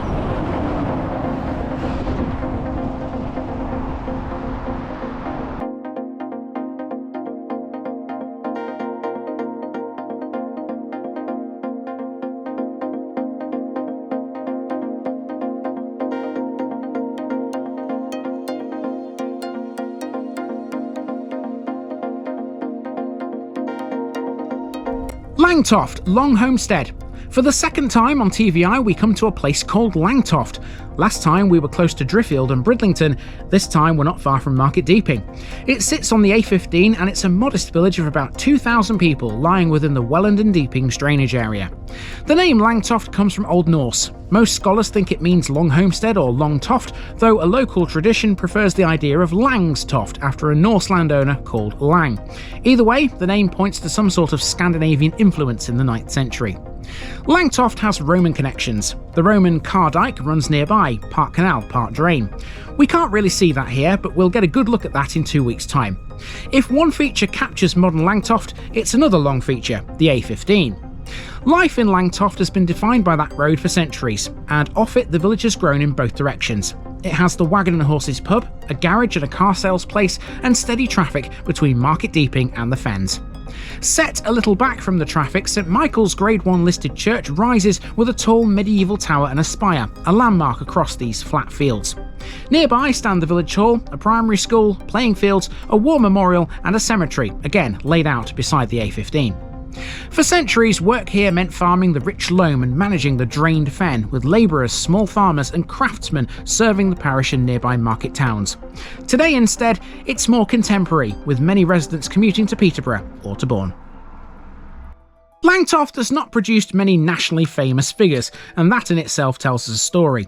Local names matter more. I'm talking about people such as Lord Aveland in the 19th century and modern writers like Richard Platt, who carefully documented the village's past. Lincolnshire is rich in fenland tales, and Langtoft shares the atmosphere of big skies and watery edges. Stories out here mainly concern the old Cardyke and drainage channels, with talk of strange lights or echoes of Roman engineers or wildfowlers. Don't believe everything you hear though. Recent headlines have touched on road safety at the junction of West End and the A15 after a serious collision closed the road. Ongoing concerns usually do centre on traffic, as well as new building and the constant task of keeping the low-lying land well drained. So Langtoft can be defined as a modern village, but it has very old roots thanks to Norse settlers, Roman waterworks, medieval stonework and the constant flow of traffic up and down the A15. We have plenty to explore here in a gentle fenland circuit. Amelia's Features. Okay folks, it's the last one of the week, and Langtoft has some pretty good stuff for me. I'll be all over the playing field, the church and the rather aptly named Penfield Nature Reserve in this one. Lots to do. See you shortly.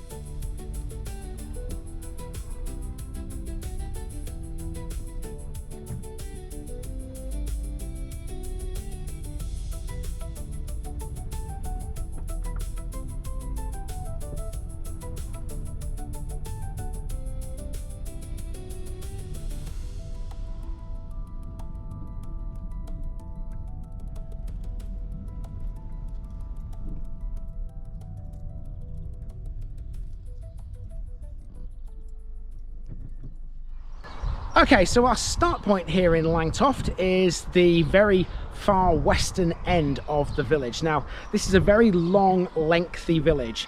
From one end to the other, I think it's at least 1.5 miles. But of course, I'm going to be dotting in and out of all the other sorts of side streets and stuff to show you what's here. It's not just all on this one road. Now, our start point here, you see behind me, is a very nice green. That is Black Bull Green, which takes its name from an old pub which this place used to have. The funny thing is that the old Black Bull is actually nowhere near this green. This is a long way from it. Quite why it ended up with the name, I don't know. But it's a nice place to begin, isn't it? Let's get going around Langtoft with a small open space that goes by the name of Black Bull Green. Basically, this is a small recreation ground designed for the residents of this end of the village. It takes its name from a former pub, which is actually a long way from here.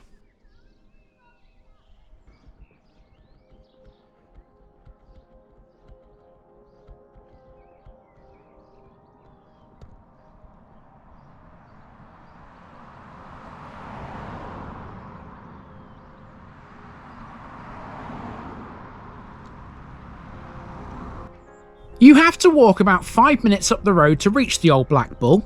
This is the place in question at number 92 West End. A Grade 2 listed building, it dates from 1821, and that date is carved on an ashlar stone above one of the doors, along with the initials LT. The building is made from red brick laid in English garden wall bond with a concrete tiled roof and 2 red brick gable stacks plus a ridge stack. It has 6 bays across the front, with the left 3 added soon after the original build. No longer a pub, it's now in residential use. That may be the case now, but its structure still carries the layout of a 19th century roadside pub. The brickwork, the date stone, the window style, and the long front all survive from the days when this was pulling pints. You can still get a pint in Langtoft. I'll show you where in a bit.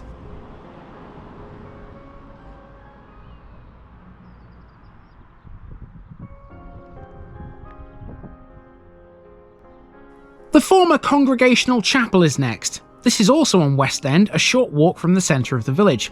It's a typical nonconformist chapel built in 1874 that served the local people until 1931, when it closed and was later turned into a house. It's made of red brick once again, and this time with a gabled roof.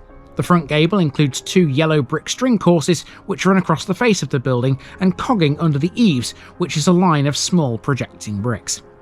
One of the most eye-catching features is the segmental-headed stone door arch. The arch has a decorative keystone carving. That type of doorway was common in Victorian nonconformist chapels. That survived, but stained glass and most of the interior fittings haven't.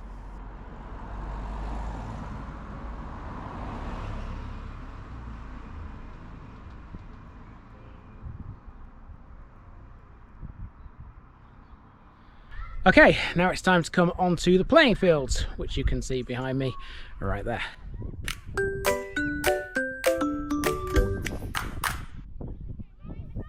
Black Bull Green is far from being the only open space this place has. We're now on the playing field, which does quite a lot for Langtoft. This forms the main sports area for the village and is the home ground for Langtoft United Football Club, which plays its matches on the field. Members of the Peterborough and District Football League, Langtoft United formed in 1990 and became known as the Vikings. The club later added a girls' section called the Valkyries. Officially, the club know this as the Langtoft Pavilion Sports Field, but it's also called Valhalla. Next door is Langtoft Bowls Club. The Stamford and District Bowling League records that the club began as a carpet bowls club in 1988. In 1991, South Kesteven District Council built the outdoor green on the recreation ground, and in 1992, the club joined the Stamford League to play outdoors. The club later merged with Pearl Bowls Club, becoming Langtoft Pearl Bowls Club, before returning to the name Langtoft Bowls Club in 2022. The bowls green is known for its pristine condition. It can support 7 rinks and has been used for county-level events in the past. In fact, in 2021, the club was chosen to host a county match between Northamptonshire and Huntingdonshire, and that goes some way to highlighting the standard of the surface and upkeep. It's a good thing that a new 25-year lease has just been approved for the club to continue on.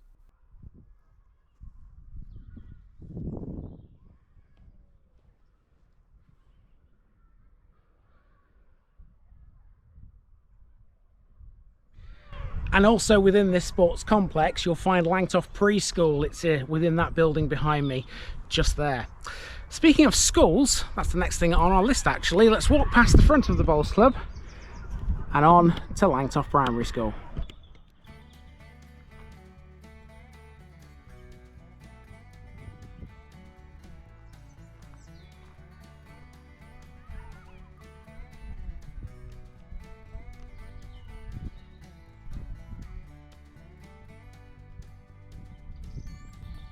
Next up, we have the modern primary school here in Langtoft. Located on Manor Close, this teaches children aged 4 to 11. The school has space for 210 pupils, with 197 on roll as of April 2026. It does not have a nursery, nor is it linked to any religious group. The school's website explains that this is a UNICEF Gold Rights Respecting School, meaning staff teach pupils about the rights of the child and how these rights work in daily school life. I can't say as I've ever heard that before, but there we go. The school also sets out 7 core values: confidence, cooperation, independence, ambition, consideration, respect and resilience. The school gained the School Games Mark Gold Award in 2024 for its work in sport and physical activity. The current head teacher is Becky Wood.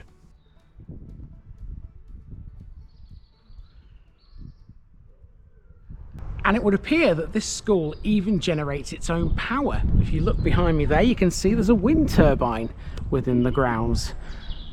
How amazing is that?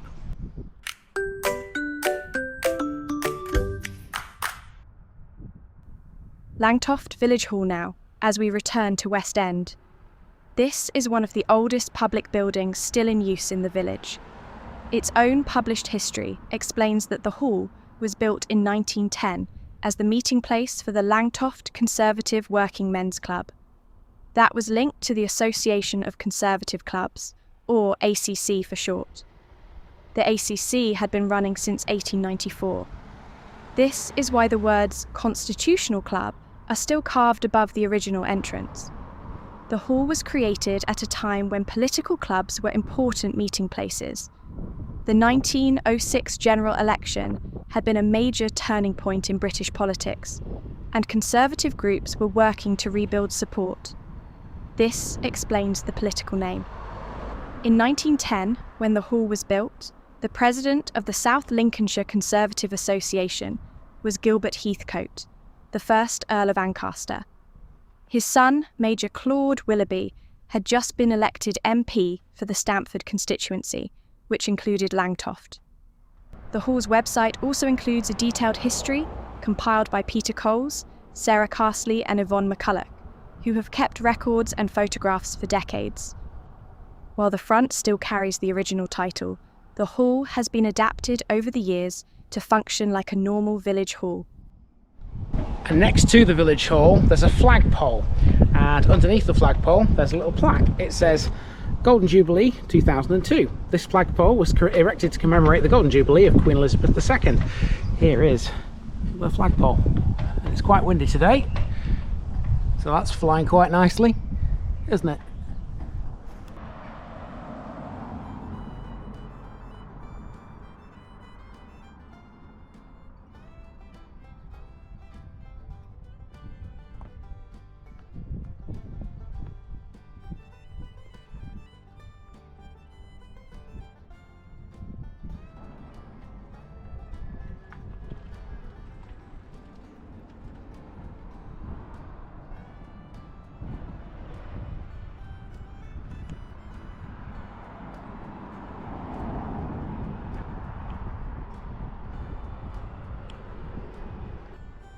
Number 4, West End, is where we find the post office, or Langtoft Sub-Post Office if you want its official title. This isn't anything massively special, it's the same as most post offices, offering postal services, banking services and parcel handling, etc, etc. Mind you, for a village, this one has some very long hours. It opens at 7:30 AM on weekdays and closes at 7 PM, which is way longer than the hours kept by many rural branches. The building itself is a small shopfront unit.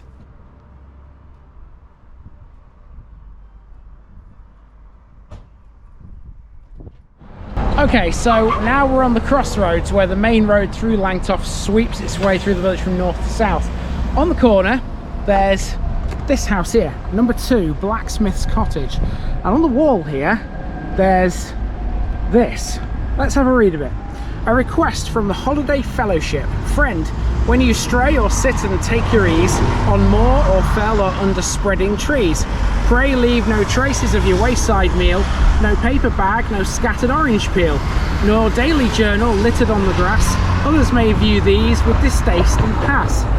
Let no one say, and say it to your shame, that all was beauty here until you came. And apparently these words were printed on a card which can be obtained from the Holiday Fellowship House, Great North Way, Hendon, London. Amazing. Now, next door to this house we have John Griffith's Cars, and then across the way from them both is the Wagon and Horses.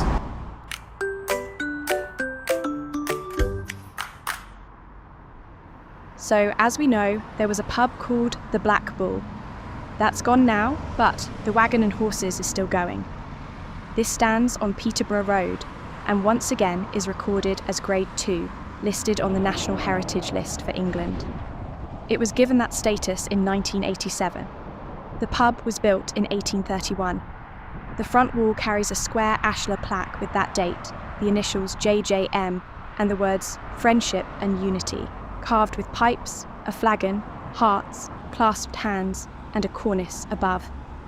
The building is made from coursed and banded limestone rubble, ashlar dressings, and a slate roof. It has 2 red brick gable stacks, a 3-bay front, and a central 4-panel door with an overlight. The first floor has a central blank opening between 2 sash windows. Camera's pub record adds some different details about the pub's later life. It describes the Wagon and Horses as a listed roadside pub built in 1816, a date that differs from the 1831 date carved on the plaque. There's a bit of a discrepancy there, it would seem. Camera also notes, though, that the pub was redesigned into an L-shaped room in the early 1990s, with part of the bar used mainly for food. The pub now has a car park, a garden, and offers games like cribbage, dominoes, and darts. It also has regular live music. Okay, our next stop isn't far away from the Wagon and Horses. It's literally just a couple of steps over the road to the church.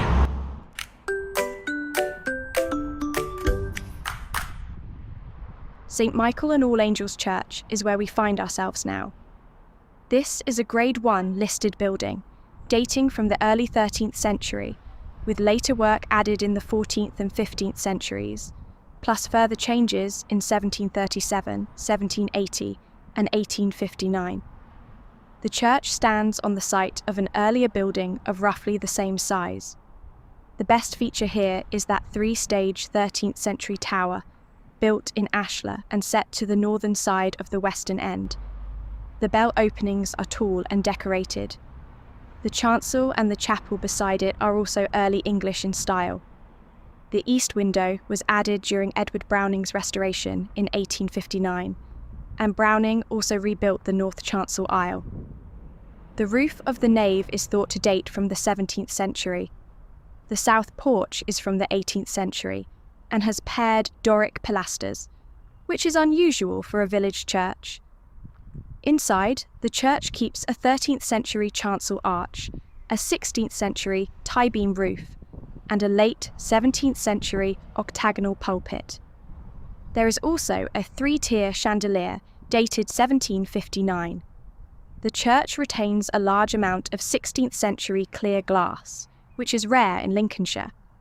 St Michael and All Angels Church remains in regular use and continues to be part of the Ness Group benefice with both Thirlby and Baston.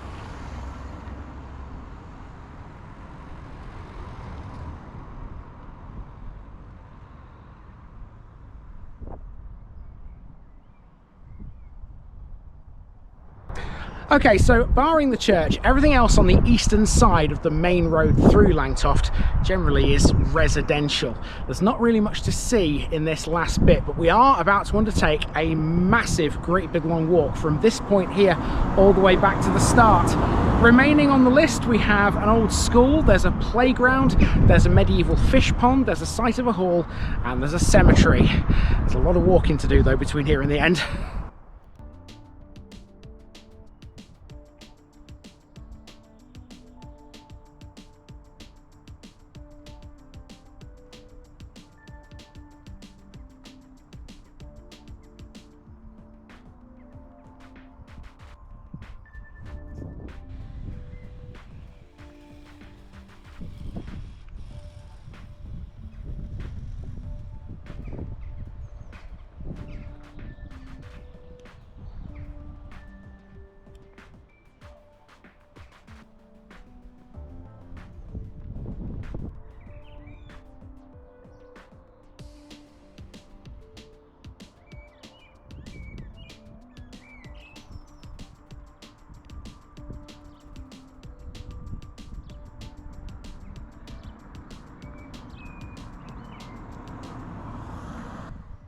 Further up East End brings us to the Old School, a single-storey red brick school building dating from 1859.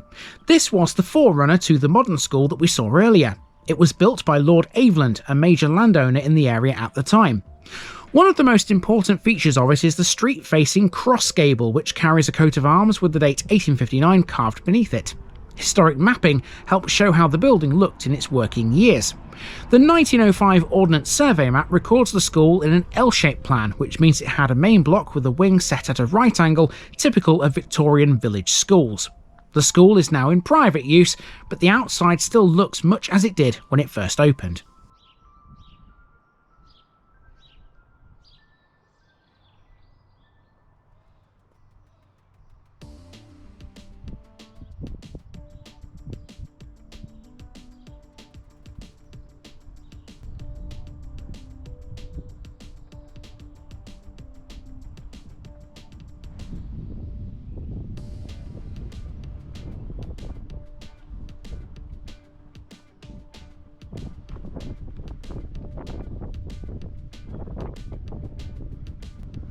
There's a little playground just after that school, which isn't anything greatly special. The locals know it as East End Play Area. I suppose it's sort of this end of the village's answer to Blackpool Green. What's next to this is nothing short of fascinating.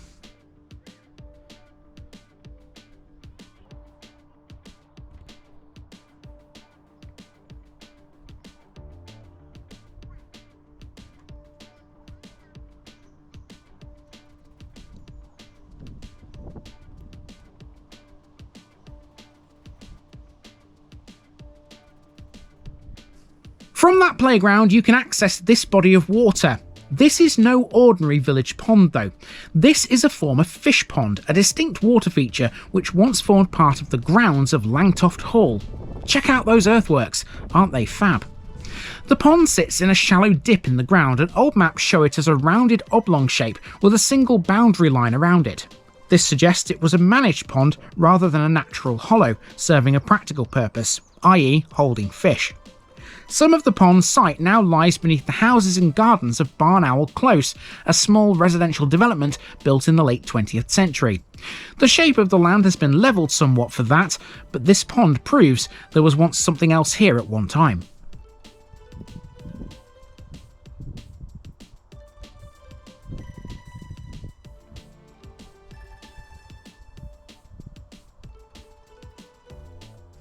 And Langtoft Hall stood here, on the land now occupied by Barn Owl Close. The building sat slightly back from the main road when it was here, with a drive leading to it. Modern OS-based maps no longer show the hall, confirming it was demolished long before the housing estate was built. Historic maps from the 1880s and 1900s, though, do show Langtoft Hall as a sizable rectangular building without buildings and a defined boundary. The grounds included a garden area and that small pond to the west. By comparing the old maps with modern satellite images, it's possible to match the footprint of the hall with the present-day layout of Barn Owl Close, but that's about as much as you can achieve. Nothing of the hall remains now.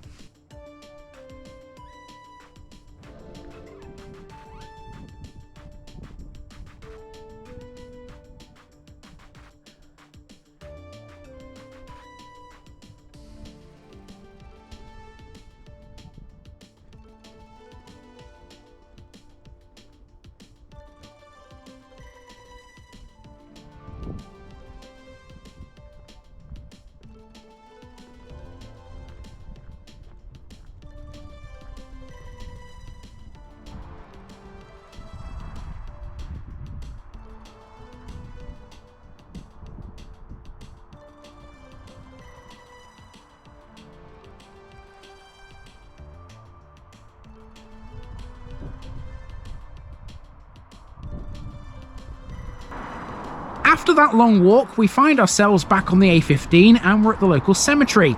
This cemetery was laid out as a separate site from the churchyard at St Michael and All Angels because the churchyard had limited space. The site was designed as a simple rectangular plot with a central path and grassed burial areas on each side.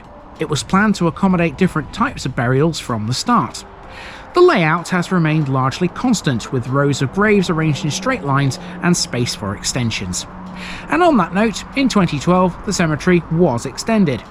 Today, the cemetery remains the main burial ground for Langtoft. It's easy to reach from the A15 and sits close to the southern entrance to the village.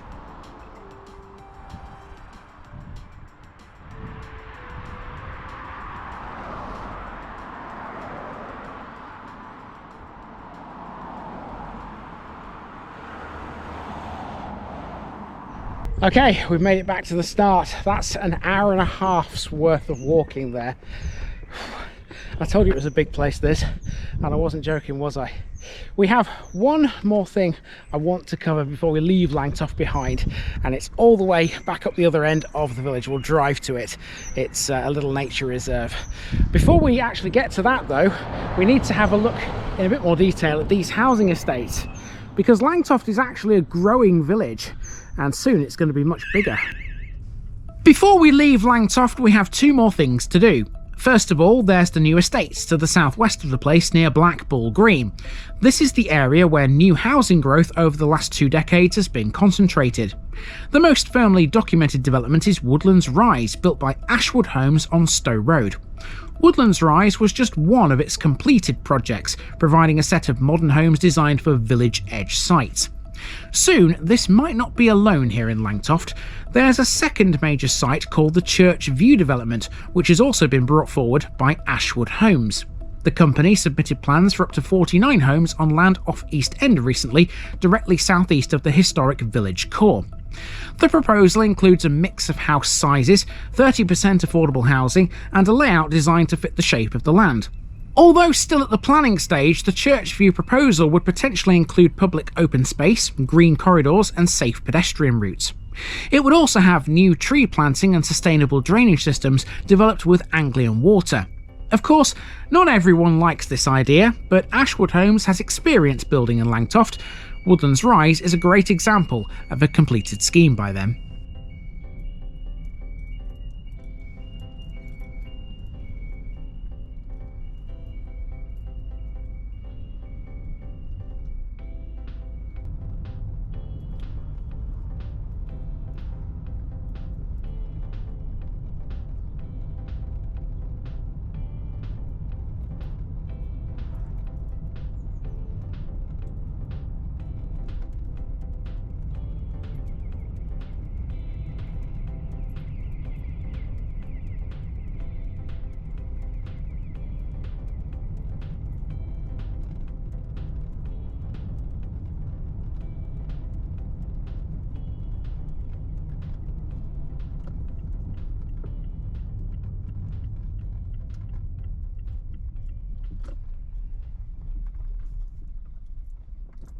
So here we go then, last stop. This is the Penfield Nature Reserve, and this is what it looks like on an overhead map. There we go. It's a series of lakes. Amelia, what's this all about?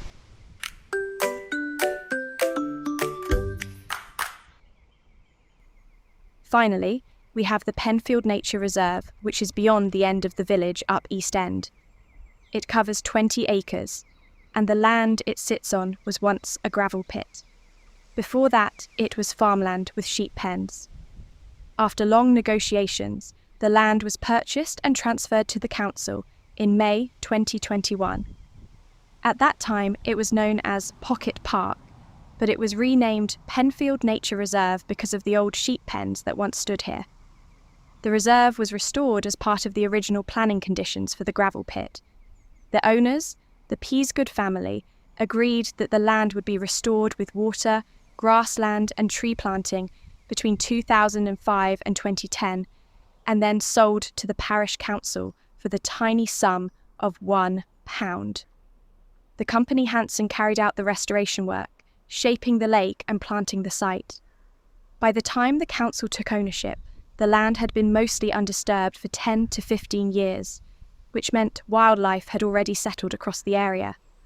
Before opening the reserve, the council arranged professional nature surveys in summer 2021 to record the wildlife already living there. After this, working parties began clearing safe paths and putting in gates and fences. The reserve opened to the public that October. And there you have it, folks. That's Langtoft, and another run of South Kesteven parishes comes to an end. Until next week, of course, when there's 5 more for you. In conclusion, Langtoft is a village of about 2,000 people on the A15, sitting within the Welland and Deepings drainage area. The village contains a mix of historic and modern landmarks, including the Grade 1 listed St Michael and All Angels Church and the village hall built in 1910. Several other old buildings survive, such as the Black Bull, the former Congregational Chapel, and the Waggon and Horses pub, which carries a date stone of 1831, even though there's some debate over when that actually went up. Modern Langtoft is a place where historic layers sit beside new development, with residents now commuting to Peterborough or Bourne. The creation of Penfield Nature Reserve, a 20-acre former gravel pit restored and open to the public in 2021, is the icing on a delightful cake.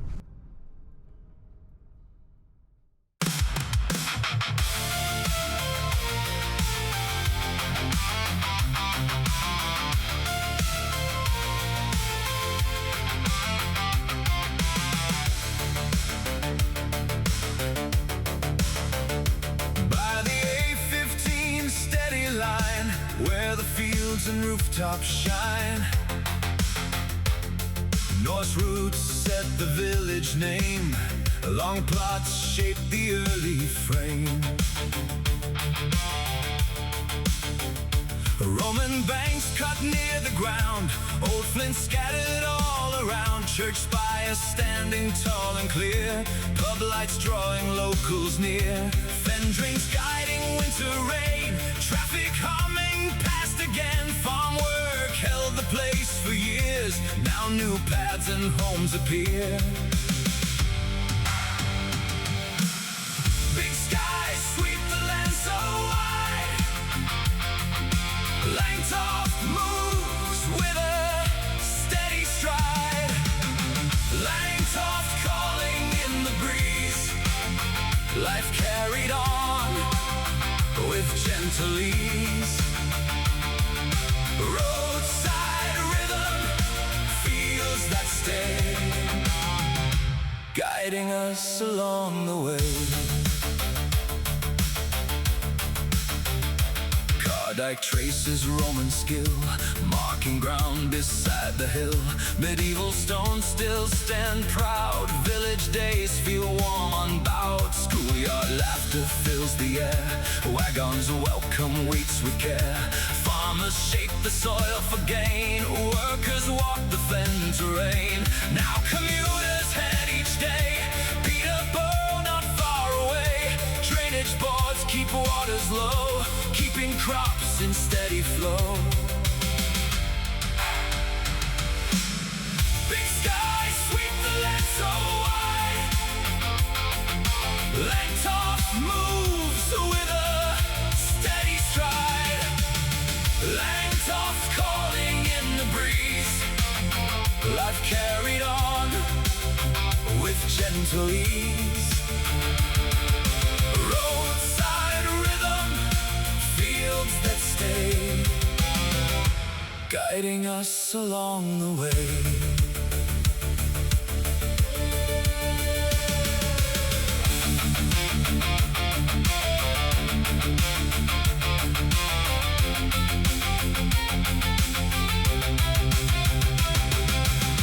Old tales drift across the fen, lights once seen by working men. Roman banks in fading light, guides once used on frosty nights. Roadside talk of plans ahead, news of traffic still widespread.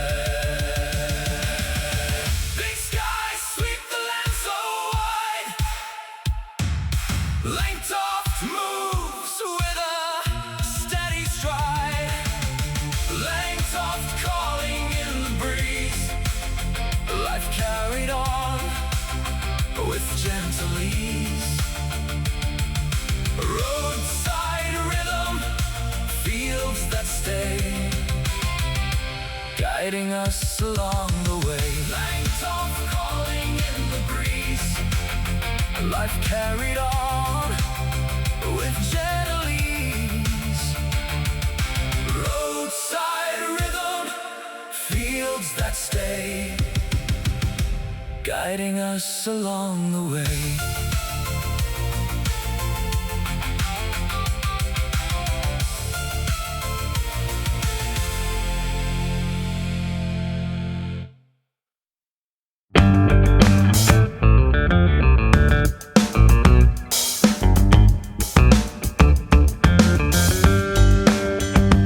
Now, just before I go, remember, this video is part of a huge project to visit every civil parish in England. That's more than 10,000. These routes are pre-planned, and due to time constraints, I can't cover every detail or walk down every street. Please don't complain if this video missed something out. I pronounce names how I choose to. I am very aware that local dialect may vary, and I don't take kindly to criticism about this. You've been warned. It's impossible to know everything too. If this video was terrible, make your own. If you're a regular watcher of The Village Idiot, you're not the only one. If you've got a small business, why not use my videos to advertise it? Leave a comment below if you're interested. And finally, thanks for watching this episode, everybody. Give us a like and a subscribe if you've enjoyed this episode, and share it with your friends and relatives. It all helps to keep this mission going. Until next time, I've been Andy, also known as The Village Idiot, and I'm out.